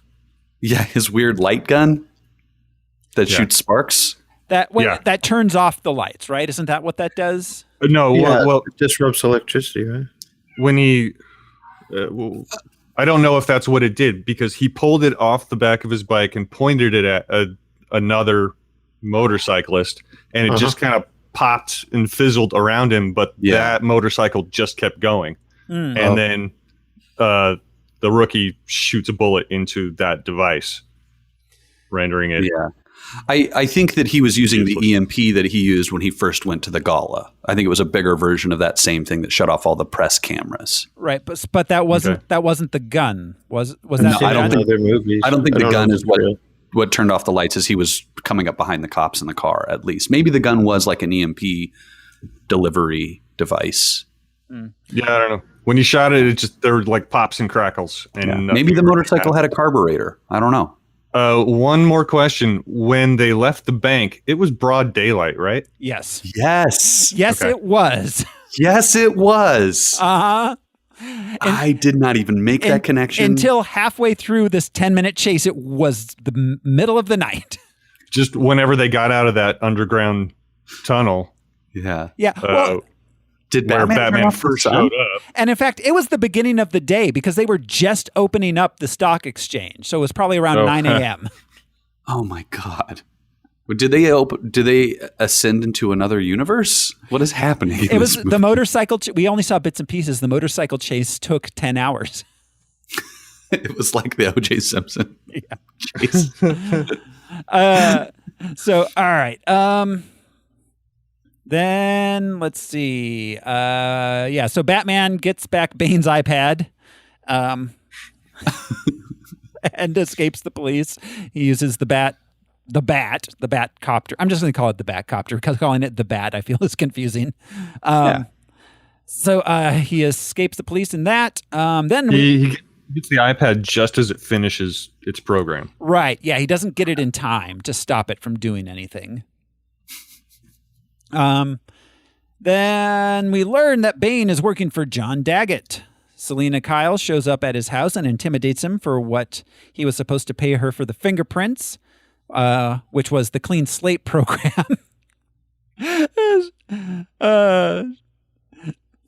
She pulls him out onto the roof and she's like, where is it? Where's the clean slate program? And he's like, the clean slate program, the thing which will erase your identity, the thing which will and explains what it is. And she's like, yes, I know what it is. That's why I want it. That seemed really weird until he said, clearly it doesn't exist. So then his tone of saying all these magical things that he does, his sarcastic tone, at least pays off a little bit. It does. I liked that aspect of him, like just egging her on with it. Yeah. Which also served as exposition. It did. And this is actually doing the thing which I was complaining that the other scenes did not do. Slightly clumsily, but it was trying to do it. Then also he was stalling her. Yeah. Yeah. So having exposition as a stall also works. It served three purposes. At this point, a bunch of Bane's dudes show up. They surround her. Batman shows up and helps her fight the guys and escape right as Bane arrives. I didn't really understand it until the second time I watched it. When she says, I'll kill him, I'm not bluffing. And then Batman says they don't care. Yeah. It's like, oh, that's right. They're Bane's men. Yeah. They do not care. They're not Daggett's dudes. They're Bane's dudes. Yeah. Yeah. I forgot that Bane showed up on the rooftop. And I really like that sequence because Bane doesn't give a shit about Batman. He's like, Batman, an inconvenience. Like you could just see it on his face. He's not even watching as Batman flies away. He just keeps staring off into the distance. And I rewound it and I was like, he doesn't even he doesn't even care where he goes. Yeah. He just doesn't give a shit about Batman. No, he really doesn't. I think it's like tucked away in his master plan. Like he knows that Batman's going to show up eventually. Yeah. And he knows he's Bruce Wayne. Well, he does. Yeah. And he can find him wherever he wants. Right. Yeah. And he's not intimidated anyway. He knows he can break him at any point. Yeah. Yeah. He's not really an ant boot kind of thing. Yeah. That showed just how much he was in control of the situation. Yeah. I just forgot that had even happened. I thought the shot was funny of like when they cut to Batman when he first shows up on the roof because it seemed like he was like posing like a CoverGirl style pose on the edge. Like he was like it looked like he down. was like casually smoking a cigarette on the rooftop. Like, oh, you guys are here too? Let me put this out and we'll come fight. Honey, they don't care. Yeah, he's like sassy about it. Yeah. I know this was just a little bit back, but sort of at the beginning of the scene, we've got the bad guy, Daggett, ordering champagne. Oh, yeah. Like the Punisher? Like the Punisher and another one that we did. Henchman. Well, Yeah. Henchmen and chicks who like to get drunk at brunch. yelling, Champagne. yelling about Bane as he shows up, too, was really satisfying. Yeah. Oh, speak of the devil. Here I am. Oh. You shall appear. My ears are burning. Oh. No, but that's a great classic medieval line, you know. Yeah. Speak his name and he'll be there. I really liked how Selena Kyle disappeared on Batman Yeah. Yeah. Yes. when he turned around. I like because he constantly does that to Gordon. And is like, so that's what that feels like. One of the pure comedic moments in this movie. Just him turning and just. But what's funny is that I'm sure she has grappling hooks and sort of shit like that, but she can't dive off a building like Batman can with his cape. So cape, yeah. She had to have run away a little bit. Yes. You know what I mean? Yeah. Just run on foot and they're like, oh, that's what that. She just ducks behind a chimney and waits there. Right, yeah. Right? She's just hiding behind him the whole time. Every time he turns around. She's pressed up against his back. Right? Like, She's just underneath the cape. Yep. They take little tiny steps around in a circle. Like a bunch of kids in the Batman cape. Well, also, what's the Fred Astaire quote? Everything that Fred Astaire does forwards. Ginger Rogers had to do it backwards and in heels. Backwards and heels. And in heels, yeah. She did everything in this movie in heels. In those crazy razor blade heels. Yeah. That made crazy Most sword sounds superhero every time women. you see them. Yeah. Yeah. So, all right. You'd think she'd be wearing flats or boots, you know. You'd think so. Yeah. Some steel-toed combat boots, good in any weather or situation. She's like, nah, put razor blades on my Louboutins. I'm gonna go kick the shit out of some people. I'm fierce. Oh, I would like to. I meant to mention this earlier when the cop Robin, I can't remember his last name. Blake. When Blake shows up to talk to Bruce Wayne, this minute he mentioned orphans, Jude was like, "He's fucking Robin, isn't he?" I was like, "Yes, yes, he is." Yeah. Batman, yes, Batman is, and historically will continue to. There was a Robin with the last name Drake, but I don't know if there's any, but this guy's Blake. Probably wasn't even thought about. Yeah. Yeah. It's, I mean, I guess I understand why he didn't give it like a comic booky, like one of the Robin's names from the comic book, because I would have given it away Dick a lot Grayson or something. faster, Right. But yeah. And would have been sillier. That would not have worked. Yeah. Do you know what I mean? If he was former circus performer Dick Grayson. Oh yeah, no, not that. But if because he functions as a police officer, but he's above in the sense that like he knows doing right is the most important. But thing. if it had been the same character, simply named Dick Grayson, that would have What just is- given it away immediately. What is Nightwing's alter ego? His normal ego? He is Dick Grayson. Yeah. He is Dick Grayson? Oh, okay. Because I assumed that's what they were leaning more towards, was like the Nightwing character, somebody to pick up. And the then there was mantle of Jason Batman. Todd. Yeah. Jason Todd, who was killed by the Joker, Yeah. put in a Lazarus pit and came out the Red Hood. But yeah. All right. So then Alfred. Oh wait. Batman asks her for Bruce Wayne's fingerprints. She tells him that she gave them to Daggett. He used them to make fake trades in the stock exchange to bankrupt Bruce and take over Wayne Enterprises. And now Bruce is broke. I'm not sure that's how money works, but I don't actually know well enough to say for sure. Alfred and Bruce argue. The extent of my knowledge of the stock exchange is that some people on the internet call them stonks. Well, I'm sure that the price would have plummeted once Bruce Wayne was removed.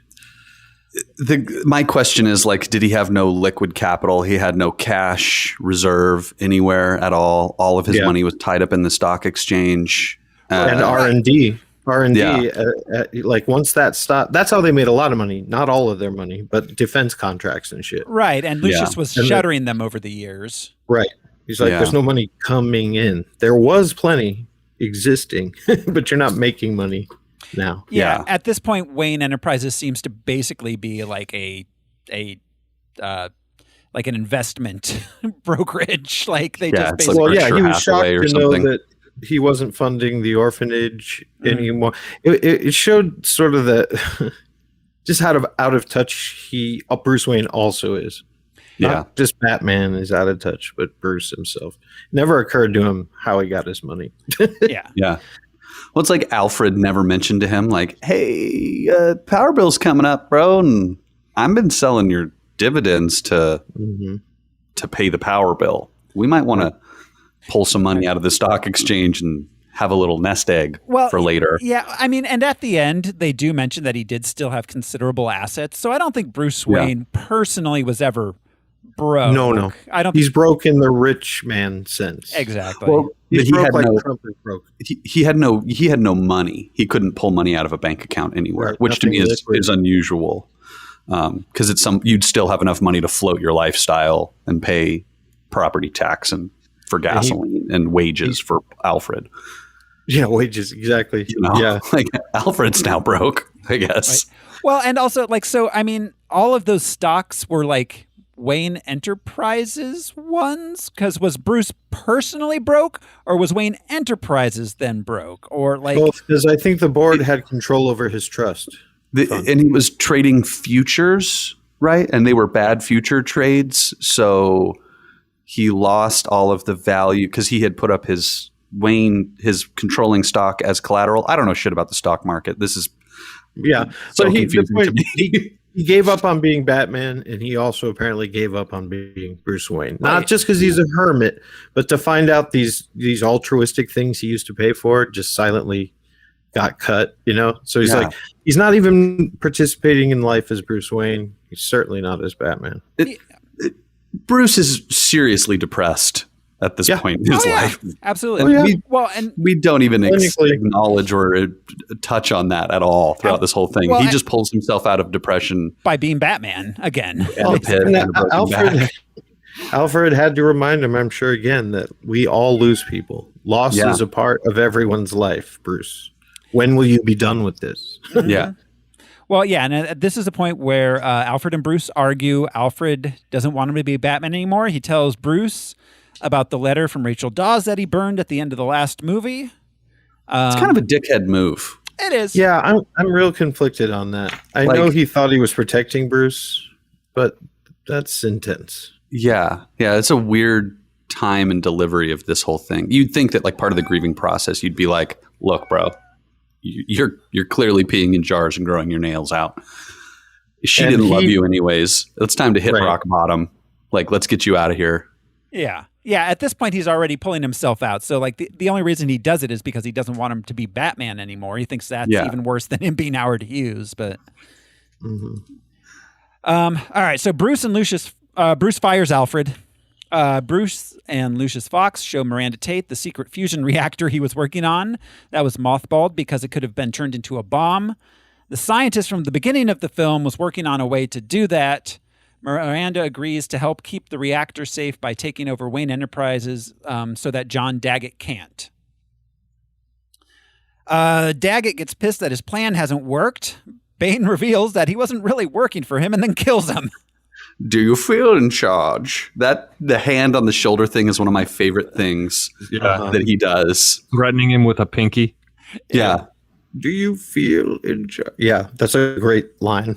Does your money give you power over me? That, again, the Occupy thing where it's like he's doing all of the labor, the heavy lifting in this plan. Seize the means of production, overthrow the proletariat. The money isn't here, Mr. Daggett. It's in Ben's house and Gary's house. Gary. I can't remember any of the characters from It's a Wonderful Life. I think of popular 1950s names. I love the Jimmy Stewart as Bane. Oh my God. I'm gonna watch Rear Window after this. Did you think you were? Jimmy is my favorite all-time actor, but yeah.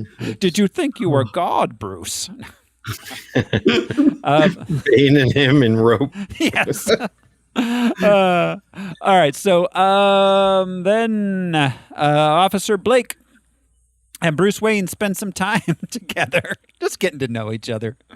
Bruce visits Selina Kyle. She agrees to meet with Batman that night.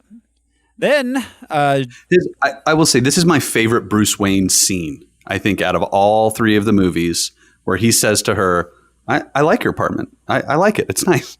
Like, he's awkward and kind of bumbling and doesn't know how to talk to people. Yeah, no, he's definitely socially deficient.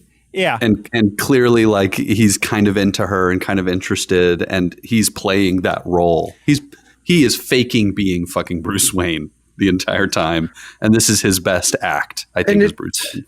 It's funny that no one ever really questions him when he's like, I have a powerful friend, or my friend said to meet you. And, right. How are you the only guy who knows Batman? Spidey made it seem like he and Peter were friends, but really it was an arrangement of like, I'll take exclusive pictures of you. You know what I mean? But where's Payne? I'm asking for a friend. It's like you're out to dinner with Bruce Wayne, but also with Batman. So he just gets up and goes to the bathroom. It's like a Mrs. Doubtfire situation. Right, exactly. Batman and Bruce Wayne have a date at the Batman? same time at the same restaurant. You're the only Batman. You're Batman. He's running back and forth, and sometimes he accidentally is just wearing the cowl and just, and his polo sticking out of his pants. Yeah, he's like, and he's just down. He's like, so Miranda, I was Bruce. Where are you, Batman, Bruce? No, wait, I have to go out to the bathroom. I'll be right back. I only have my throat. One friend. One. And it's Bruce Wayne. What do people assume that Batman and Bruce Wayne do when they're together? Because they are friends. Exactly. like we meet every Wednesday. We have brandy by the fire. We go cave diving together because Bruce is like an extreme We're on an sports ultimate guy. frisbee team. Like, yeah, sometimes we go sailing. We do that speed sailing thing. They play COD together. Just play video games together. So all right, then John Blake goes and shows some evidence to Commissioner Gordon connecting Bane to Daggett and the underground tunnels, and he gets promoted to detective. So I have a question about Blake and Gordon's relationship, and I think we've already missed this moment. But he asks Gordon, "Don't you want to know who he is?" And Gordon responds, "He's the Batman." Yeah. Why didn't Blake just go like, "No, dipshit, it's fucking Bruce Wayne"? Why are you what? He Maybe didn't he was say it. feeling out who knew and who didn't. Yeah. I mean that, Maybe. or he was respecting Jim Gordon's clear wishes to remain in the dark on the matter. Right. Yeah. There's that too, yeah. That's how I read it, but it just seems so weird because like in a real life conversation, you'd be like, "No, dude, I'm here to fucking tell you I figured it out. Like, give me the joy of laying it on you. You clearly haven't figured it out yet. I'm a cop. I enjoy solving puzzles. I'm a detective now." Like, instead we get the reveal later on in the movie from Batman himself, Right. which is so weird. Yeah, when Jim Gordon finally figures it out at the end, it's like, "Good job, Commissioner." Right. Yeah. Took you long that enough. was so weird. Yeah. Yeah. It's a weird moment. Wayne? No way. In I the thought he was rain. that super poor dude that lives downtown. Right? Yeah. Like, he has to be rich just on the basis of his vehicles. Like, that alone. How People in said hell his wonderful would Harvey toys. Dent have afforded that as the DA? Like, he clearly didn't make enough money as DA. Yeah. To even be Batman, yeah. Yeah, like to even afford the cape and the cowl, let alone the suit and the shooty things and the belt All the and tech, the car. because that's and, all he is. Yeah. all Tech. those marvelous toys. Mhm. Yeah. Mm-hmm. So, all right. Bruce goes home, finds Miranda Tate waiting for them there, and then they have sex. She tends to the fire, and his comment, "You're really good at that." That's Yeah, another one of that's those hilarious. like clues to her being not who she says she is. She says, my family wasn't always rich, but tending to a fire, that's a really interesting thing, because you guys have all made fires. Some people are really bad at it, and some people are really good at it. He hasn't probably used his fireplace on his own. I'm sure Alfred has always lit the fireplace. But it's like, he's lived in the wild. No, I know. Before. So, I mean, like, he can see, like, you're adept with a stick and a pile of wood. You're as good as my butler was. Yeah, I thought that was an interesting characterization of her, you know. That's a good way to show that she is, like, a survivalist. It was. It's also and grew up in darkness. Yeah, it's also interesting symbology, because they talk about their thing as the fire often. Bane especially says the fire rises. The fire rises. Yeah, the fire rises. It's a weird thing to say. The fire rises. In the Harley Quinn show, Bane does make a pit to put people in. Oh God! Is it like Buffalo Bill's pit though? No, it's a big pit, and he uses it as jail, much like in Dark Knight Rises. But then everyone has to make their bed, and if they don't, then they don't get to participate in the talent show. What the fuck? Which he brings George Lopez in to to entertain everybody. As George Lopez, not as a character. Keeps him in the pit afterwards. No, he lets George Lopez go. He's a top entertainer. Anyways, I need to watch this cartoon. It's a great show. So that night, Batman goes to meet Catwoman, who agrees to lead him to Bane in exchange for the Clean Slate program. She does so. Batman confronts Bane. Bane reveals he knows he's Bruce Wayne, and he shows he's going to... Does it? Yeah, Brains. I'm sorry. Does anybody call her Catwoman in this movie? I didn't hear that. No. She gets called a cat burglar, I think, at one point. Well, sure. But that's the closest that we get. So it's sort of like the John Blake situation. Yeah, no one ever uses the actual phrase. But that's who they are. Yeah.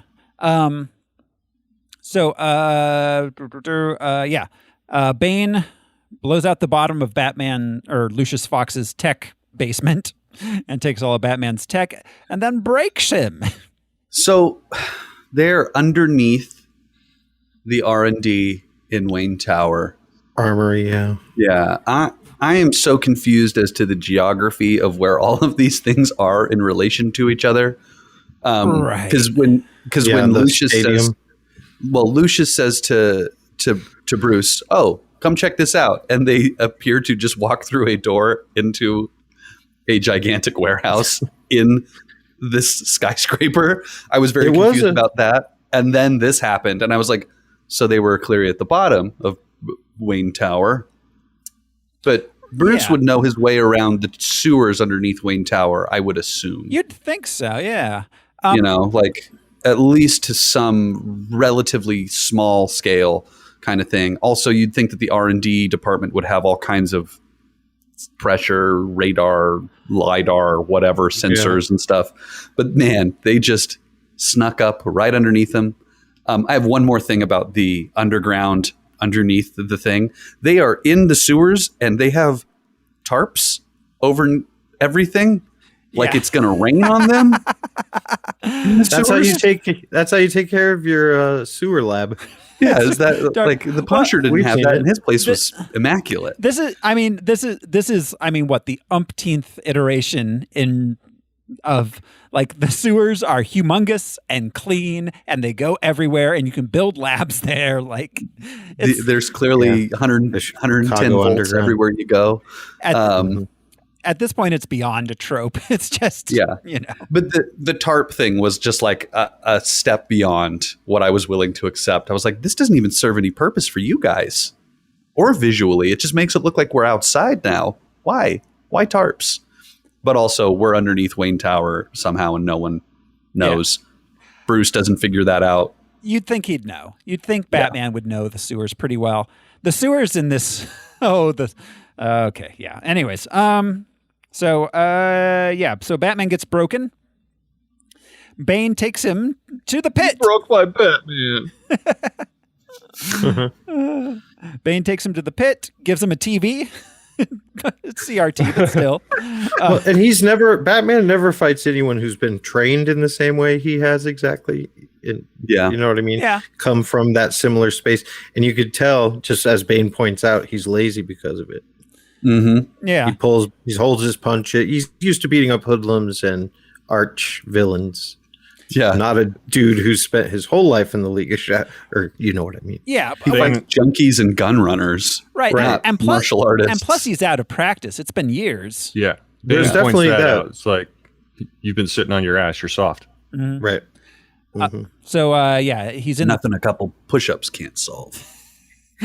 nothing. But in the darkness, Batman, he's all about that. Since he doesn't have superheroes, and this dude's like, you think the darkness protects you? Mm-hmm. You fool. He throws smoke bombs at him, man. Yeah. The weakest smoke bombs I've ever seen Batman use, too. Yeah. And Bane's just approaching this joke who's flailing around desperately. Yeah, he seems like a cosplayer at this point. Right. Yeah, he thinks he's fighting the Penguin. Yeah. I'm not wearing hockey pads. It made me think of those guys that he was fighting. Like, yeah. Right. But yet his helmet was crushed so easily by Bane. How did Bane just like with his hand? Yeah. That's like carbon fiber that's supposed to be bulletproof or something. Do you think the gas he inhales also gives him strength like he always did in the past? Yeah. That would make sense, yeah. Mm-hmm. Well, and no pain for somebody that is as hard that's a good as point. he is too. So he so he's can like break himself to a point that people can't. Slightly anesthetized all the time. Yeah. Exactly. Not quite feeling it. Yeah, good point. Well, and continually training. So he has pushed himself beyond the normal limits of a human being's pain tolerance years ago. And he is now leaps and bounds beyond Batman's ability to take a beating. Right. And he even from his own hands, And we mentioned it, but he, not only does he not fear Batman, Batman's not even in his way. Like we said earlier, an inconvenience. Like, all right, it's time to break Bruce now. Right. But like Bruce can't imagine that these people are not afraid of the Batman. Yeah. It's like, bats are terrifying, man. Out of the way. It's like bats are so scary. I grew up in a hole. I didn't even think about that he thinks bats are scary, so it's a symbol for him. Right. He is embracing. His weapon is other fear. people are like, bats? Bats like, aren't scary, yeah, Bruce. I'm worried about bats aren't scary, and billionaire playboys aren't scary either. Yeah. You know what I mean? Like, I know you're Bruce under there. You can't fucking beat me. You're soft. You fat, lazy. Yeah, exactly. Your best bet is hitting me with your Maserati, you piece of shit. Well, exactly. Again, if he had just brought a gun. He's willing to kill Bane. He's just not willing to kill him with a gun. Bruce should have just brought a gun. That'd have been. And like the Joker Indiana calls Jones. him out. Joker totally calls him out in the second one. Just like, you have rules. You have a code that you think you need to stick by, and that's what makes you a shitty adversary. Mm-hmm. It's true. So, all right, Bane takes him to the pit prison, gives him a TV, tells him he's going to get to watch him take over Gotham and destroy it, then he'll be allowed to die. Bane. That's when he will give him permission to die. Yes. Yeah, does he just call that in, or is there a button? Right. Well, okay, so where is the pit prison exactly? Mongolia, India, Iraq? It looks Middle Eastern. In a more ancient part of the world, obviously, as per Alfred. Definitely somewhere. Which would make the Middle East, that would make sense. Middle East, Central Asia, somewhere in that area. Turkey. Definitely. Mesopotamia, I assumed, when he said a more ancient. Somewhere over there. It's not just ancient. It's more and it's even if it's effective, it's a very sort of primitive way to build the prison. Yeah. It looks like it was made centuries ago by people who aren't quite as smart. Yeah. So Bane flew there with Bruce to wake him up and have a 2-minute conversation with him, and then fly 16 hours back to the eastern seaboard of the U.S. Well, he's got time.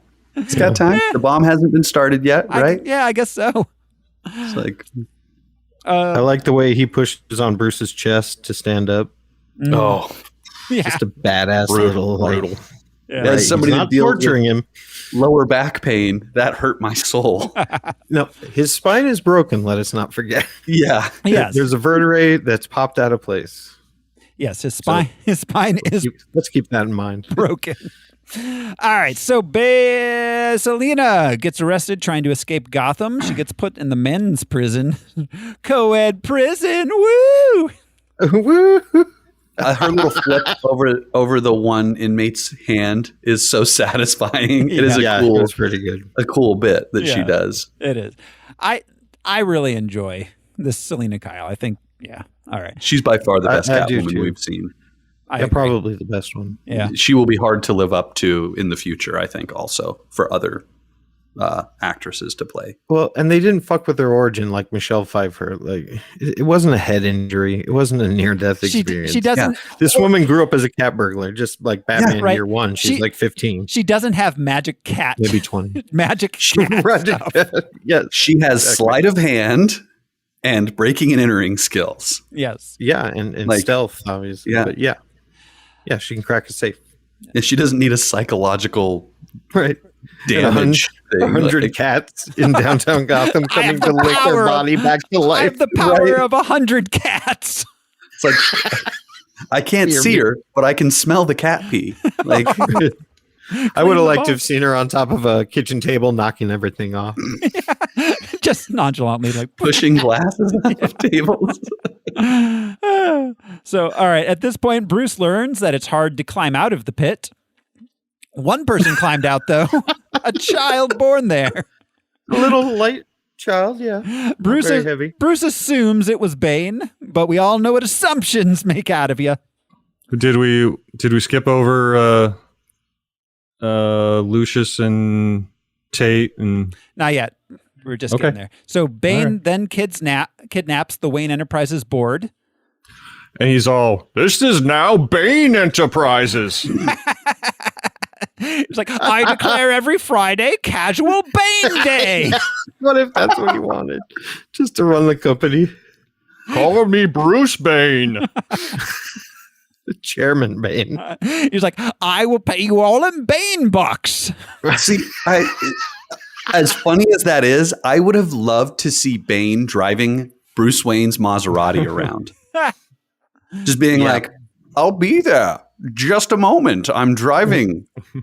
Let me put you hands free. Like, Maserati, like having a good time with like one of the henchmen in the car. Like, he's like, safety first, hands at 2 and 10. there's a really good cafe now. around I'm the corner. mobile. We're going mobile. That's such a great, stupid villain line. We're going mobile. All right. So, then this is the point where Gordon sends the police into the Gotham sewer after Bane.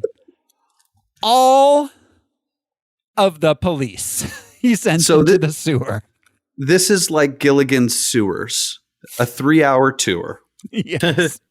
And then they just sing and dance their way for the next 5 weeks? 5 months. Months. 5 months they live in the sewer. These policemen. Yes. The policemen live for 5 months in a sewer which apparently has no manholes. Except for possibly the manhole we saw Jim Gordon going into the sewer in earlier. Well, yeah, Blake mentions that they're getting food and supplies. Right. Yeah. I can't remember how he says that's happening. Well, and we see them receiving food and supplies via rope and net. They're lowering them water and food. So this is my assumption with the manhole question, because this is an obvious kind of plot hole. Yes. It's not that hard to weld shut a manhole. So it's really, really easy to like. So you think so? Bane welded shut all the manholes in the city. That's what I assume. That's an easy like 20-minute thing to do. With you got 500 guys and you get like 200 welders between them. You go around and you just like a dot on each manhole. Because they have the map and plan. Daggett had all that stuff surveyed. All right. Chicago itself has an underground. Even after the fire, they built New Chicago on top of Old Chicago. People live down there. So, all right, just real quick here. So, Gotham City is supposed to have a population of 12 million people. Puts it roughly in New York It's actually a little bigger than New York, if we're talking population wise. Or something. So New York has 350,000 manholes. If we assume Gotham has roughly that number of manholes, it would take them months to weld shut those manholes. You looked that up? Did you look that up just now? I just now looked up how many manholes are in New York City. Yes. That's an interesting piece of information to have available. Yes. Thanks, Google. Well, which leads to another question. How many police are in the Gotham police force? Right. Because, and this is something I did previously look up, there are roughly 40,000 policemen in New York City. So, which is a real city. Yes. Yeah. But Gotham plays by consensus reality. I mean, but Gotham, what? Sorry. For a population of 12 million, I mean, you've got to have probably roughly that number of police. At least 20,000 cops, if not 50,000 cops. Yeah. That's a lot of police to put into a sewer together. It is that pushes the limits of like, well, how long did it take to get them all into the sewer? Did they all enter from different places? Or if not, did they have a plan, or did they just go through like a hole in the sewer? Like, or if they didn't, or if they only have like 3,000 to 5,000 police, which is what it kind of looked like. Like how? No wonder Gotham was having so much trouble for so many years. They were underfunded. That's unlikely. Yeah. Then again, the Gotham police don't have any militarized shit like real American police do. That's true. They have strong evidence that the villainous parties and their scheme is happening. Yeah, under there. Sure. So why wouldn't you go down there? Well, yeah, I'm saying they should go down there. I'm saying sending 50,000 police into the sewers all at once is an undertaking which would be momentous. Like logistically, it's a mess. Well, and also you'd have people like standing at the entrances to where these people got locked in. And then you have 50,000 people living for 5 months in the sewers with manholes, which apparently got all welded, 350,000 welded shut manholes. They're really heavy. Anyway. We see Bruce and Selena when they go in before Bruce's back is then broken. They walk into the sewers via the subway system. Mm-hmm. So the subway system is connected to the sewer system, which means you could walk out through a subway station. Yes, New York is the same. The old subway system is underneath the new one. The whole point of this is I find it nearly impossible that tens of thousands of people could be trapped in the sewer for 5 months without the vast majority of them finding a way out. Yeah. Yeah. It I just get confused when logic, when it's supposed to be logical, when it's not. Well, they seem trapped like they were like Chilean miners, where it's like, we're sending them water through a tube, It's like, oh, wait, no, they brought that net is big enough for a human being to fit in. Like, it doesn't have to make sense and be logical if it doesn't distract from the story. And I found it very distracting because I was instantly like, wait, how many cops are they sending down there? How long are they down there? It raised more questions than anything for me. I was like, I'm confused about this. Didn't we see the water? I didn't think I never thought about the sewers. I did the first time I saw it in 2012, and I thought about it even more the subsequent viewings. Yeah. Well, that would explain why you probably don't like it so much, but all right. That and the back surgery. So to the amount of cops and how long they were there. That's a humongous, insane piece of plot work that makes zero sense whatsoever to me. Yeah, feeding and providing for them is a massive refugee undertaking. Yeah. So all right. So Bane goes to the fusion reactor. When all the police are in the sewer, he steals it and turns it into a bomb with the help of the scientists from the beginning. Then he blows up the sewer tunnel entrances, trapping all the police inside the sewers because the manhole covers are welded shut, apparently. Why didn't Bruce disassemble this thing if he was so worried about it? Because if he could... Well, I mean, doesn't it have to be in place or it will decay in 5 months? But I mean, couldn't he have disassembled it and shipped it, bought a big boat and driven it out into the middle of the ocean and been like, I don't know what happened. There was a nuclear explosion in the middle of the Atlantic. Huh. And a lot of where they were, there looked like aqueducts, so they wouldn't really have manhole covers over that as much as they would a regular street. Yeah. And also the ceiling was like, I don't know, Well, 40 and feet this was high. the bomb was kept underneath the river itself, so there was Yeah. no Right. access to the sewer system there. Right. Yeah. But but the police They all walked into a tunnel. yes, they all in walked every in, scene. they all walked into tunnels, but that it's nonetheless so 20 to Okay. 50,000 police live in these tunnels with I'm sorry. It's amazing that you have so many ridiculous. metrics for a made-up universe. But yeah, let's go. It's- We're almost there. It's amazing that the people making this film didn't think about any of this. So Huh. If it had been 3 hours or 10 hours or 12 hours that they were trapped in the tunnels, I wouldn't have questioned it. they It's lived the there 5 for months. 5 months. I never questioned it at all. I don't even see what it had to do with the object Okay. of the movie. Well, without them down there, then Bane can't take over the city. Yeah. Yes. Yeah, he does take over the city. He I know. doesn't kill every cop before he does. But if they weren't down there, he wouldn't have been able to take over the city in that manner because he would have had all the tens of thousands of cops to deal with. So he lured them down. Yes. And then I was know guarded that's what by happened, other. but trapping them down there like that is ridiculous. For the amount of time they spent down there, it makes no sense. Yeah. I think a hovering urban assault vehicle Well, yes. is hard to believe. But Yes. Different standard. Yes, there's all sorts of things that are hard to believe, but like That's why we watch movies. Yeah, it's all hard to believe. Every movie we've done has been hard to believe. yes, but some things don't pull you out of the story. Some things you can buy into.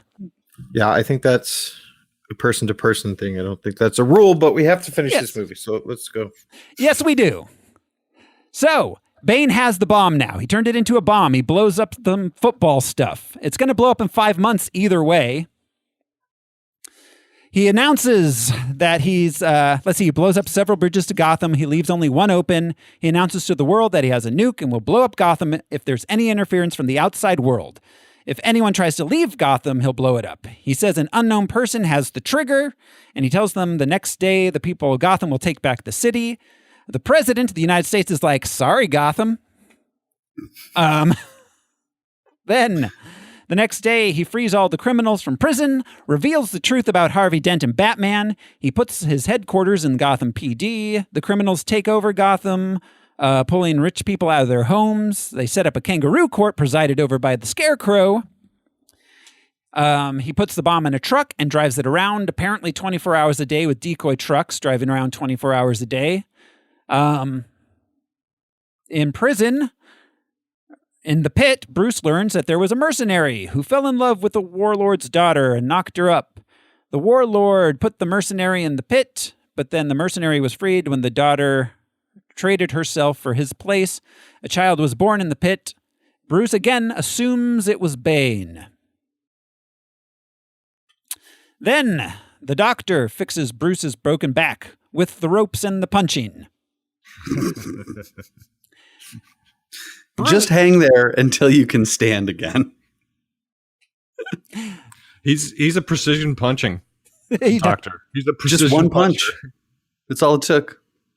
One punch right in the back, and you're good to go. I want to say before we move too far into the prison escape setup. So the doctor does not speak English, or so we are led to believe. Yeah, until he does. Until he does. It's such a weird reveal. Where I'm like, Yeah. oh, I guess he didn't need a translator. Well, He was Okay. a doctor. He was a learned man. It's Yeah. It just seemed like a weird choice to have him all of a sudden be like,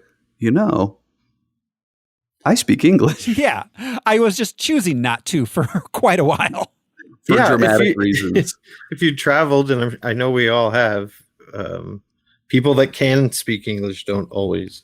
Yeah. No, but it was funny But that he was. That he relied on a translator throughout.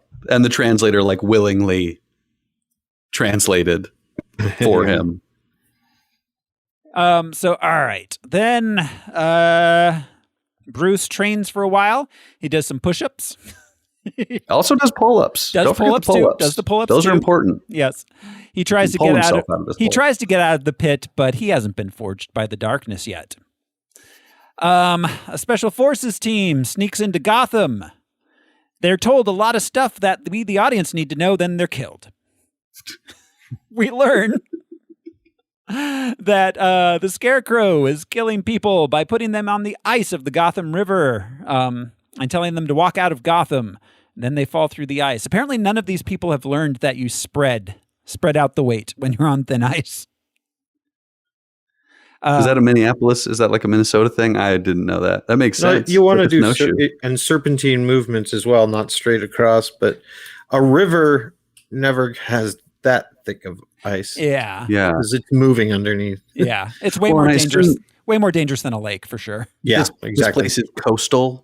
So Gotham is coastal. So this water is probably brackish also. Yeah. Yes. Yeah. Yes. So it would not freeze over like that. Yeah. Like the Hudson doesn't freeze, right? That's it's right. No, it doesn't. Salty. The Chicago River doesn't. Because it's moving. It's moving water. Yeah.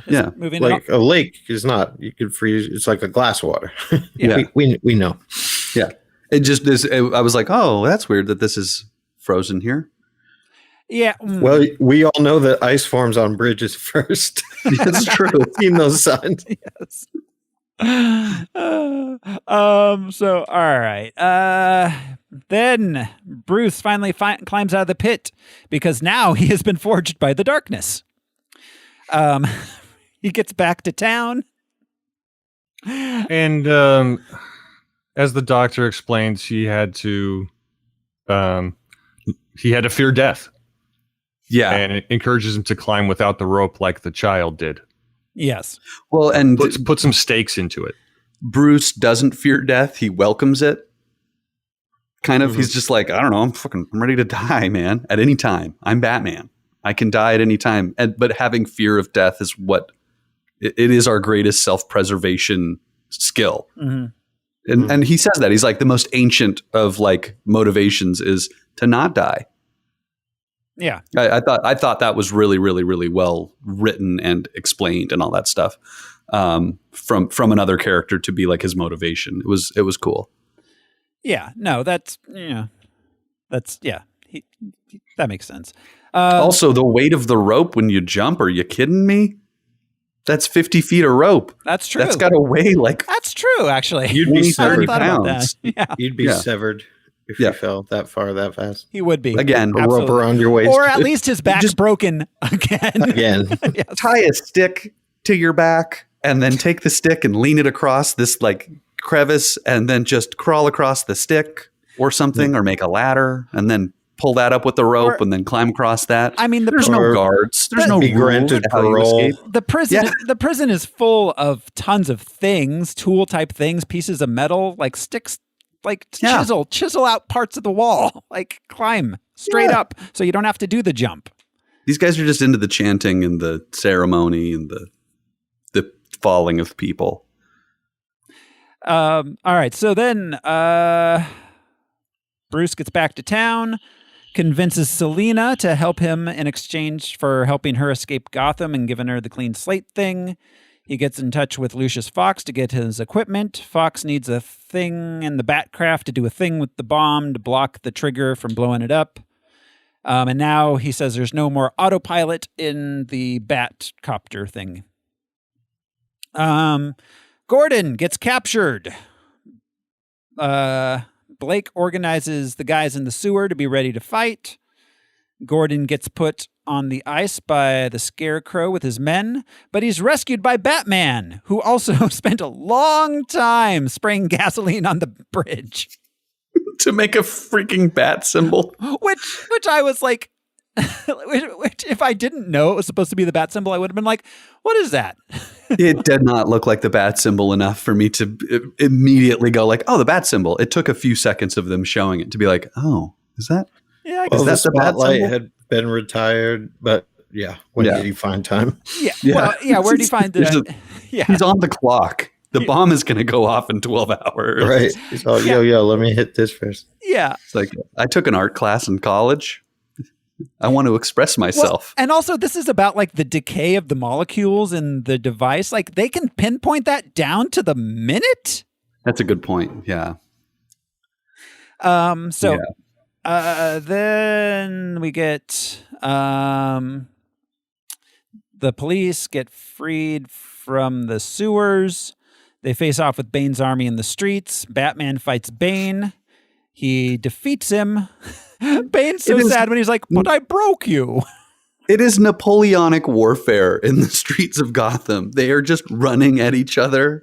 Like there is no tactical guerrillas. I mean, it's in my mind, like you would think that all these cops who went into tunnels with pistols, maybe shotguns at the most, instead of going in a straight line, they'd be like, look, we got to fan out. We got to freaking come at these guys from every angle. We're going to go Swamp Fox guerrilla warfare style because these guys have they are encamped. You know? And most of those guys were holding automatic weapons, which they barely used. Yeah. They used them as clubs. Yes. So, all right. Then, Batman defeats Bane, but then he gets stabbed by Miranda Tate, who it turns out is the daughter of Ra's al Ghul. I don't know why I turned in. He defeats Bane by punching him in the mask. Yes. And Bane is just like, ow, my whole body. He pushed some tubes out. You're like, you're not supposed to punch my tubes. That's where the Bane said. I appreciated how Bane started fighting more frantically and desperately. With equal ferocity, but just like faster and more desperate. Yeah, it's the first time he's been faced with a fight that he finally realizes he may lose.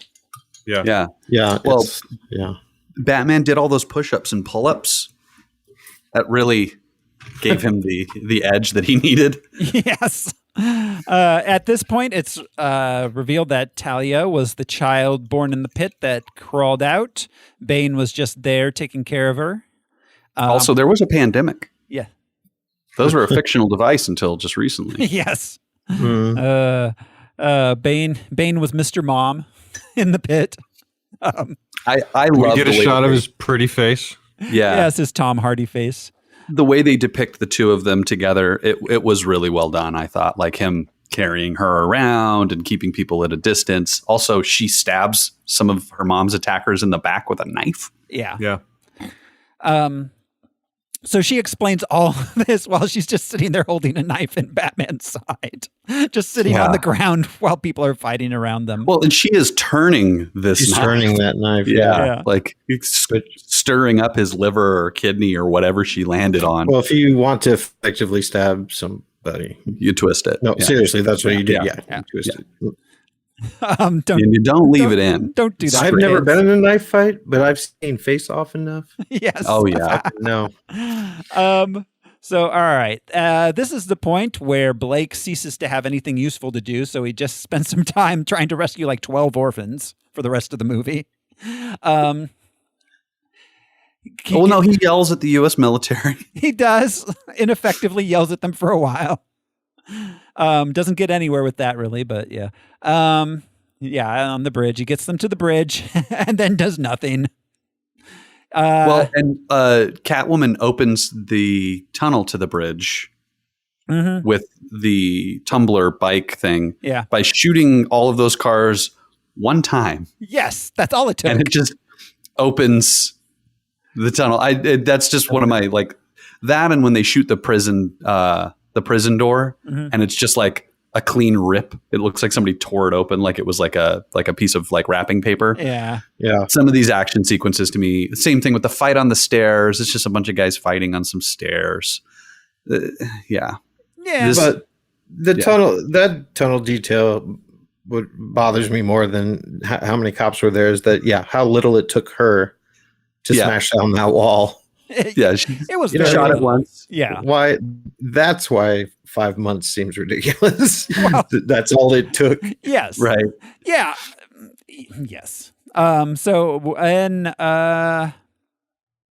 see. We didn't touch on the detail that Bane's people had been mixing explosives into concrete throughout the city. Did we talk about that at all? That was before when they trapped him in the tunnels. Yeah. Long earlier part. Yeah. But that was how they closed off the entrances to the tunnels, was they were doping the concrete with explosives. Yes. I don't know if that's how that works, but that's just a weird, like, I was like, oh, okay, sure. Yeah. I guess. It's a Gotham villain plan. Yeah. Yeah. So, all right. So Miranda has the bomb, or Talia has the bomb trigger. We've got 10 minutes to go until it's going. The molecules will decay at the exact second they know they're going to decay. Did she have it throughout? Do we think that she had the trigger the entire time? Because she's obviously the brains. Yeah, they don't say so, but I figure she did. Yeah. Gordon manages to get to the bomb and put Lucius's blocker on it so she can't blow it up. So she's going to go be with the bomb to keep it safe until it blows up. Bane then is going to kill Batman when Catwoman shows up and just shoots him. No more Bane. Easy peasy. With the same rockets that blew open the tunnel. Yes. Yeah. Yes. She hits him with a rocket. Yes. Oh, God. Okay. They go after Talia. She floods the facility that Lucius is in, the one where they have to put the bomb back so that it'll stabilize and not decay. So that's no longer an option. Batman. Morgan Freeman runs for the first time in many acting roles. Yes. Oh, my God. It's like, oh, shit. Yeah, it's like getting that old man run. 4 rungs up and does the classic turn around to watch the water rise. Right. Instead of keep bolting him. Yeah. So Batman gets in the Batcraft. He takes it to and him and Selina take out the semi that the bomb is in. Talia dies. In a weird way. She does the head flop like her tongue practically stuck out. Like, oh. Very dramatic death. Yeah. Well, after delivering a final line. Yes. Yes. Well, and the commissioner is in the back of this semi with the bomb. And he's in the fine. truck that just rolled over. And he's like, oh, where the shit are we? That was crazy. Did you guys see that? Miranda was in the front seat. Like, yeah. Wearing a seatbelt. And he's in the back and it's rolling around while a bomb's... Yeah. All right. So they hook up the bomb to the Batcraft and Bruce flies it out over the ocean far enough that it explodes harmlessly, unless, you're a shark, maybe. Or downwind. Yeah. Oh, yeah. Fallout is a thing. Sometime later, there's a small funeral for Bruce Wayne. Oh, and at some point in here, we find out that the autopilot actually had been fixed earlier in the Batcraft. Oh, The software patch. Yeah. Is it? The software patch. Like it's Adobe. Yeah, exactly. So why couldn't they have just taken autopilot from some other vehicle and installed it into this vehicle? I don't understand. I don't know. And a downloaded patch suddenly makes autopilot work. Right? Exactly. Yeah. Well, we all know Bruce was trained in Java. True. Yeah. You can do HTML. You can do all that. It's like, I had MySpace. Excel. You can change it. MySpace. Batman's friends. Just Tom and Alfred. James Gordon. He's like, I'm going to friend request Selina Kyle now. I've been stalking her for weeks. Me. Pictures of him on vacation with just the Batman helmet on. There's a small funeral for Bruce Wayne. Alfred is sad. There's a statue of Batman put up is that City Hall, I guess? I got teared up when Alfred was talking to Bruce by the tomb. Michael Caine knows He's just crying that he's failed him. And I just want to be like, you have not failed him. He fixed the autopilot, Alfred. It's okay. He does this to himself. Let's see. So then, there's a statue of Batman, and sometimes later, Alfred's fantasies about a European threesome come true.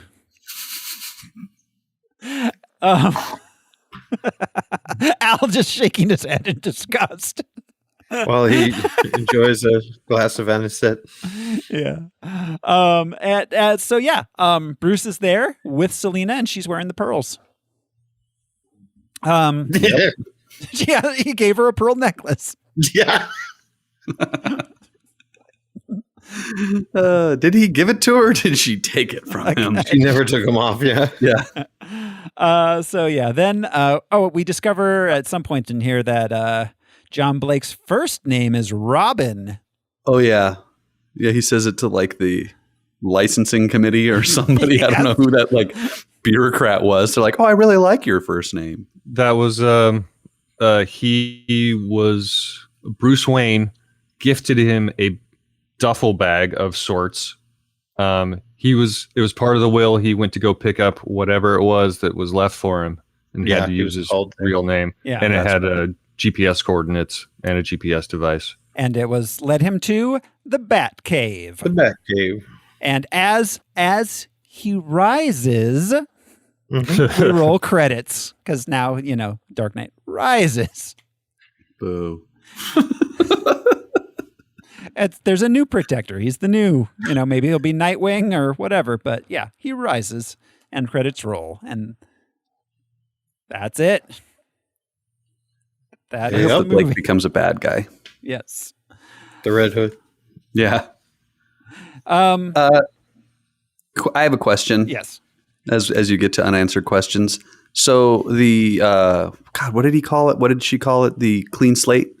Do you think that Bruce Wayne used the clean slate on himself? Oh. No, because Bruce Wayne as an identity still exists. She was trying to wipe out Selena Kyle existing at all, I thought. Her right? her police record mainly. But but like after he dies, that would make sense to be like, cool. Well, I am now Brad Williams, right? Multimillionaire, not a billionaire. I mean, maybe. I guess it's kind of unclear on how the clean slate program works at all. Like, does it give you a new identity or does it simply wipe out your old identity? I think it wipes out. A new metaphor. Bruce probably had multiple identities waiting for him before this movie started. Oh, I'm sure. Yeah, so he just picked one. Yeah. He doesn't need to erase Bruce Wayne from history. Because Bruce Wayne's dead. Yeah. Yeah. Well, and then metaphorically, he brings Selena to a new life, to a clean slate. Yeah. Essentially. Well, yeah. Without the device, you know what I mean? Like, throughout the movie, he teaches her that she is good. Yeah. Well, I mean, yeah. I think he probably uses the device on her behalf. That would make I'm sure. Oh, I'm talking about the metaphor of the Yes, obviously. Metaphorically, he brought her into, a clean slate. Sure. Yeah, definitely. Well, thank you. I mean, that's why she's not in black anymore. She's wearing a pretty dress and drinking like amaretto or something in Vienna. And starting a new life with Bruce. Unattached. Yeah.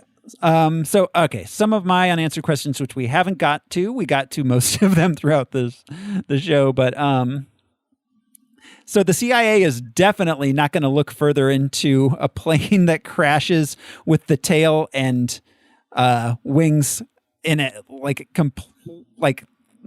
miles away, miles and miles away, as it's full of bullet holes. How do we know they didn't? Okay, but the CIA doesn't come into play. Yeah. When they were watching, they were like, the plane went down, all like, and that was when they were talking about it several times. Right, but we don't know what this. They mentioned that the plane crashed and all survivors died. Like, they don't ever say like it was taken down under suspicious circumstances. Like, plane crashed, everyone died. Right, but I thought you said like, wouldn't the CIA take notice of that? Well, I'm saying like they didn't investigate or anything. Like they didn't like they just accepted at face value that the wings and tail are miles and miles away from the rest of the crash. Like, I don't know. All right. There's only one CIA agent in this movie. Yeah. Right. No. And then the federal agents who are like monitoring the situation in whatever computer federal agent room that is. Special forces. CIA does not interact within the United States. I know special circumstances. Yeah, okay, but yes, yeah, true. It wouldn't have been CIA. So, but that wasn't in the United States.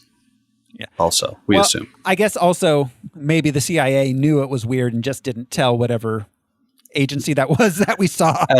As the CIA is wont to do. Yeah. And as we found out after 9/11, they don't always talk. Yeah. Anyway, so what is actually in the Dent Act?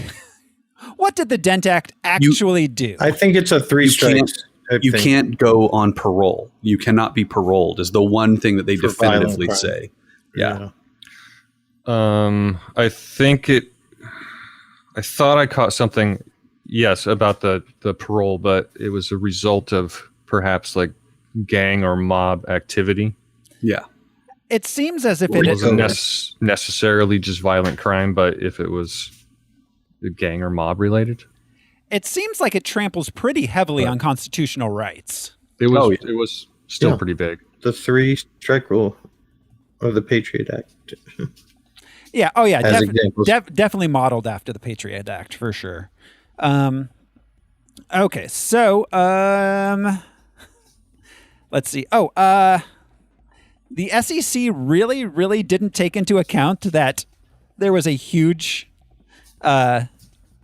stock heist thing. They were like, yes, all the trades made during the Bane stock hostage situation are completely valid.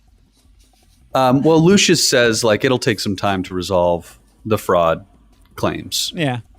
So we do kind of get that, but like in the meantime, your assets are frozen essentially. Which is what he was trying to do. Yeah. He wasn't accumulating money. He wanted the rich to suffer. Yeah, he wanted Bruce to be broke. That's what he was trying to do. Yeah. It's just weird it's weird they didn't say like, no, all trades are null and void from this period of time until we sort it out. Did they want Bruce to be broke, or did they want Bruce to place Miranda, who was a good character who had no, she had scruples, she had no like moral failings. So obviously Bruce is going to then, in the face of this like questioning of his choices, place her in his position at the board, which is his inside man. Right. Or yeah, it was a couple. herself. I mean, there was obviously a couple things they were trying to get at by doing it, but okay. So him being broke was just a positive side effect for their plan. Well, and making it easier to control the board by bringing the stocks down to almost nothing. Yes. I'm Desperation. I understand all the reasoning. I'm just saying I feel like the SEC would have been like, nope, none of that counts right now because of the crazy hostage situation. But then, okay, and the last one, when after Gordon gets captured by Bane and his men and escapes, he's in the hospital, and they say, Gordon tells them that there was some guy named Bane down there. They've mentioned that. They said he said they were led by a guy named Bane, or words to that effect. Twice while watching, I made sure no one ever said the name Bane in front of Gordon at any point prior to that on screen. Well, Alfred says, have you heard rumors of this Bane? Yeah, have you heard the rumors? Bruce Wayne wasn't even sure. And Bruce says, I'm all ears to him. So he clearly has like a reputation Right. in none of that is what I'm getting at. Gordon says in the hospital, the guy down there was named Bane. When Gordon doesn't know who Bane is. He says the guy down there was named Bane. At no point did anyone say the name Bane in front of Gordon while he was down there. No one ever said, hey, Bane, in front of Gordon. There's no way Gordon would have known the guy down there was named Bane, because that was never said in possibly the film. by the people that kidnapped him and I was going to say, there. the kidnappers, as they're taking him down, they were probably debating amongst themselves, should we take him to see Bane? I could see that being an off-screen thing. Let's bring him to Bane. Okay, so it was off-screen then. Yeah, so I could see that. That's the moment where that would happen, and Bane being like, you brought him here, you idiots? Like, fits with that. Okay, yeah. I mean, I guess it being off-screen is the answer. It's not as satisfying as them saying, take him to Bane. Yeah. But all right. So any other final thoughts or questions, guys, before we get to the ranking? Andrea has a Bane impression tally for us. Oh, jeez. Thank you, Andrea. We've got Josh at 2. Brian at 4, Al at 5, and Throw at 7. I apologize to everybody. Though I'm not sorry. I would point out that half of Thoreau's Bane impressions were actually Jimmy Stewart. Jimmy Stewart. It's true. Jimmy, yes. Either Bane as Jimmy Stewart or Jimmy Stewart as Bane. As Bane. I like that. Thank you, Andrea. Yes, thanks, Andrea. So, all right. You guys ready to get to the ranking? Mm-hmm. All right. So, let's see. We're here at the top of the ranking. So just a few benchmarks. We've got The Dark Knight at number 2, Batman Begins at number 4, Batman 89 at number 5, and then the next Batman movie down is Batman Returns at 19. Where do we think this stacks up in regards to Batman Begins? I think that's a good place to... I think it's better than that, but I also think The Dark Knight is one of the best films ever made, personally. So... Al and Brian. I don't know if I think it's better than Batman Begins or Batman 89. Raj Al Ghul. I think he's such a stupid character.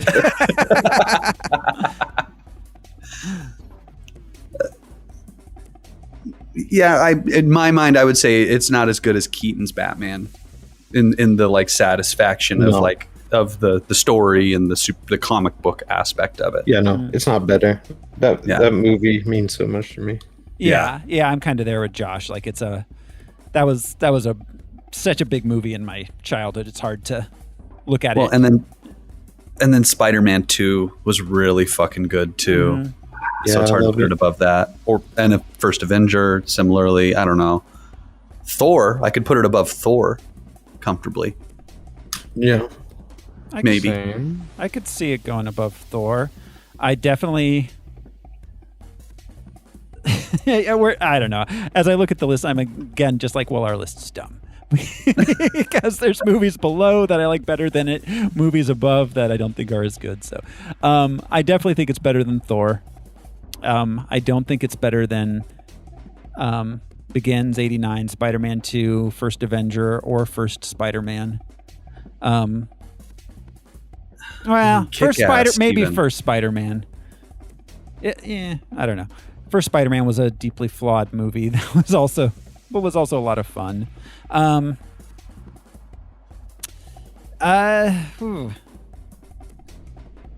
don't know. I think the highest I'm willing to go is at number 8. That's the highest I personally think it would merit. I'm behind you there. Okay. Yeah. Josh. Brian? Yeah. Is it better than Watchmen? It's longer than Watchmen. Yeah. Somehow. I think it's better than Watchmen. Yeah.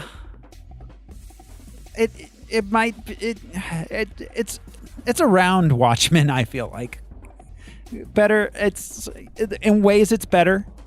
In ways I think it's better, and there's other ways I think Watchmen accomplished what it was doing a little better than this accomplished what it was doing, but there's... I thought it was a mess. Yeah, Watchmen is a total mess. It was not entertaining. Watchmen was a mess. I think this is a mess. So, but they're different kinds of messes. They are different kinds of messes. Distinctly. And no matter what, this was impeccably directed, impeccably acted, and impeccably a beautiful film. It was shot beautifully. The set pieces are designed amazingly. So, I mean, minus a few things that Brian pointed out, but I guess it goes above Watchmen. Definitely, I think above Thor. Yeah. But I mean, do we want to put it above Spider-Man 2, or do we want to put it... You mean Spider-Man also? Yeah, Spider-Man also.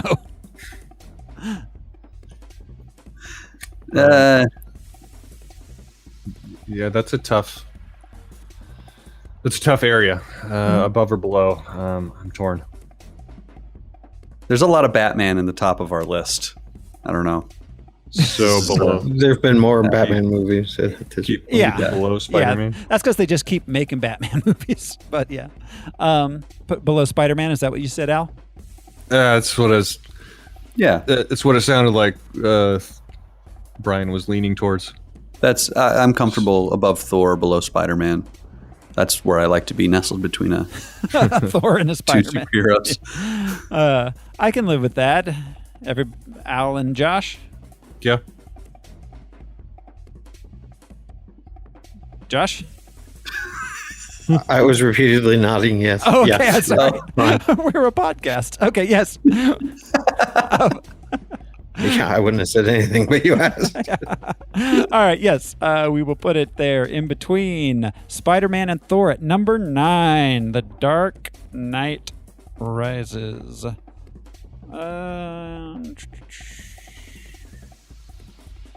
And that means it is time to look at next week. Next week. Is it St. Swithin's Day already? It is, Aunt Elga. Next week, we will be watching our 100th movie, which is All Superheroes Must Die, which is kind of a letdown as a 100th movie. Yeah, I don't know anything about this. Yeah, sounds awful. I didn't even realize it counted for our list until Al in his magnanimousness pointed out that it did get a small theatrical run. Oh man, it could number 100 could have been Iron Man 3. Could have been. It could have been The Dark Knight Rises if I hadn't forgotten that one that James Gunn wrote from like 2000-ish. So now All Superheroes Must Die is our next week's, which means the week after we'll probably be doing a special, our first 100 movies special.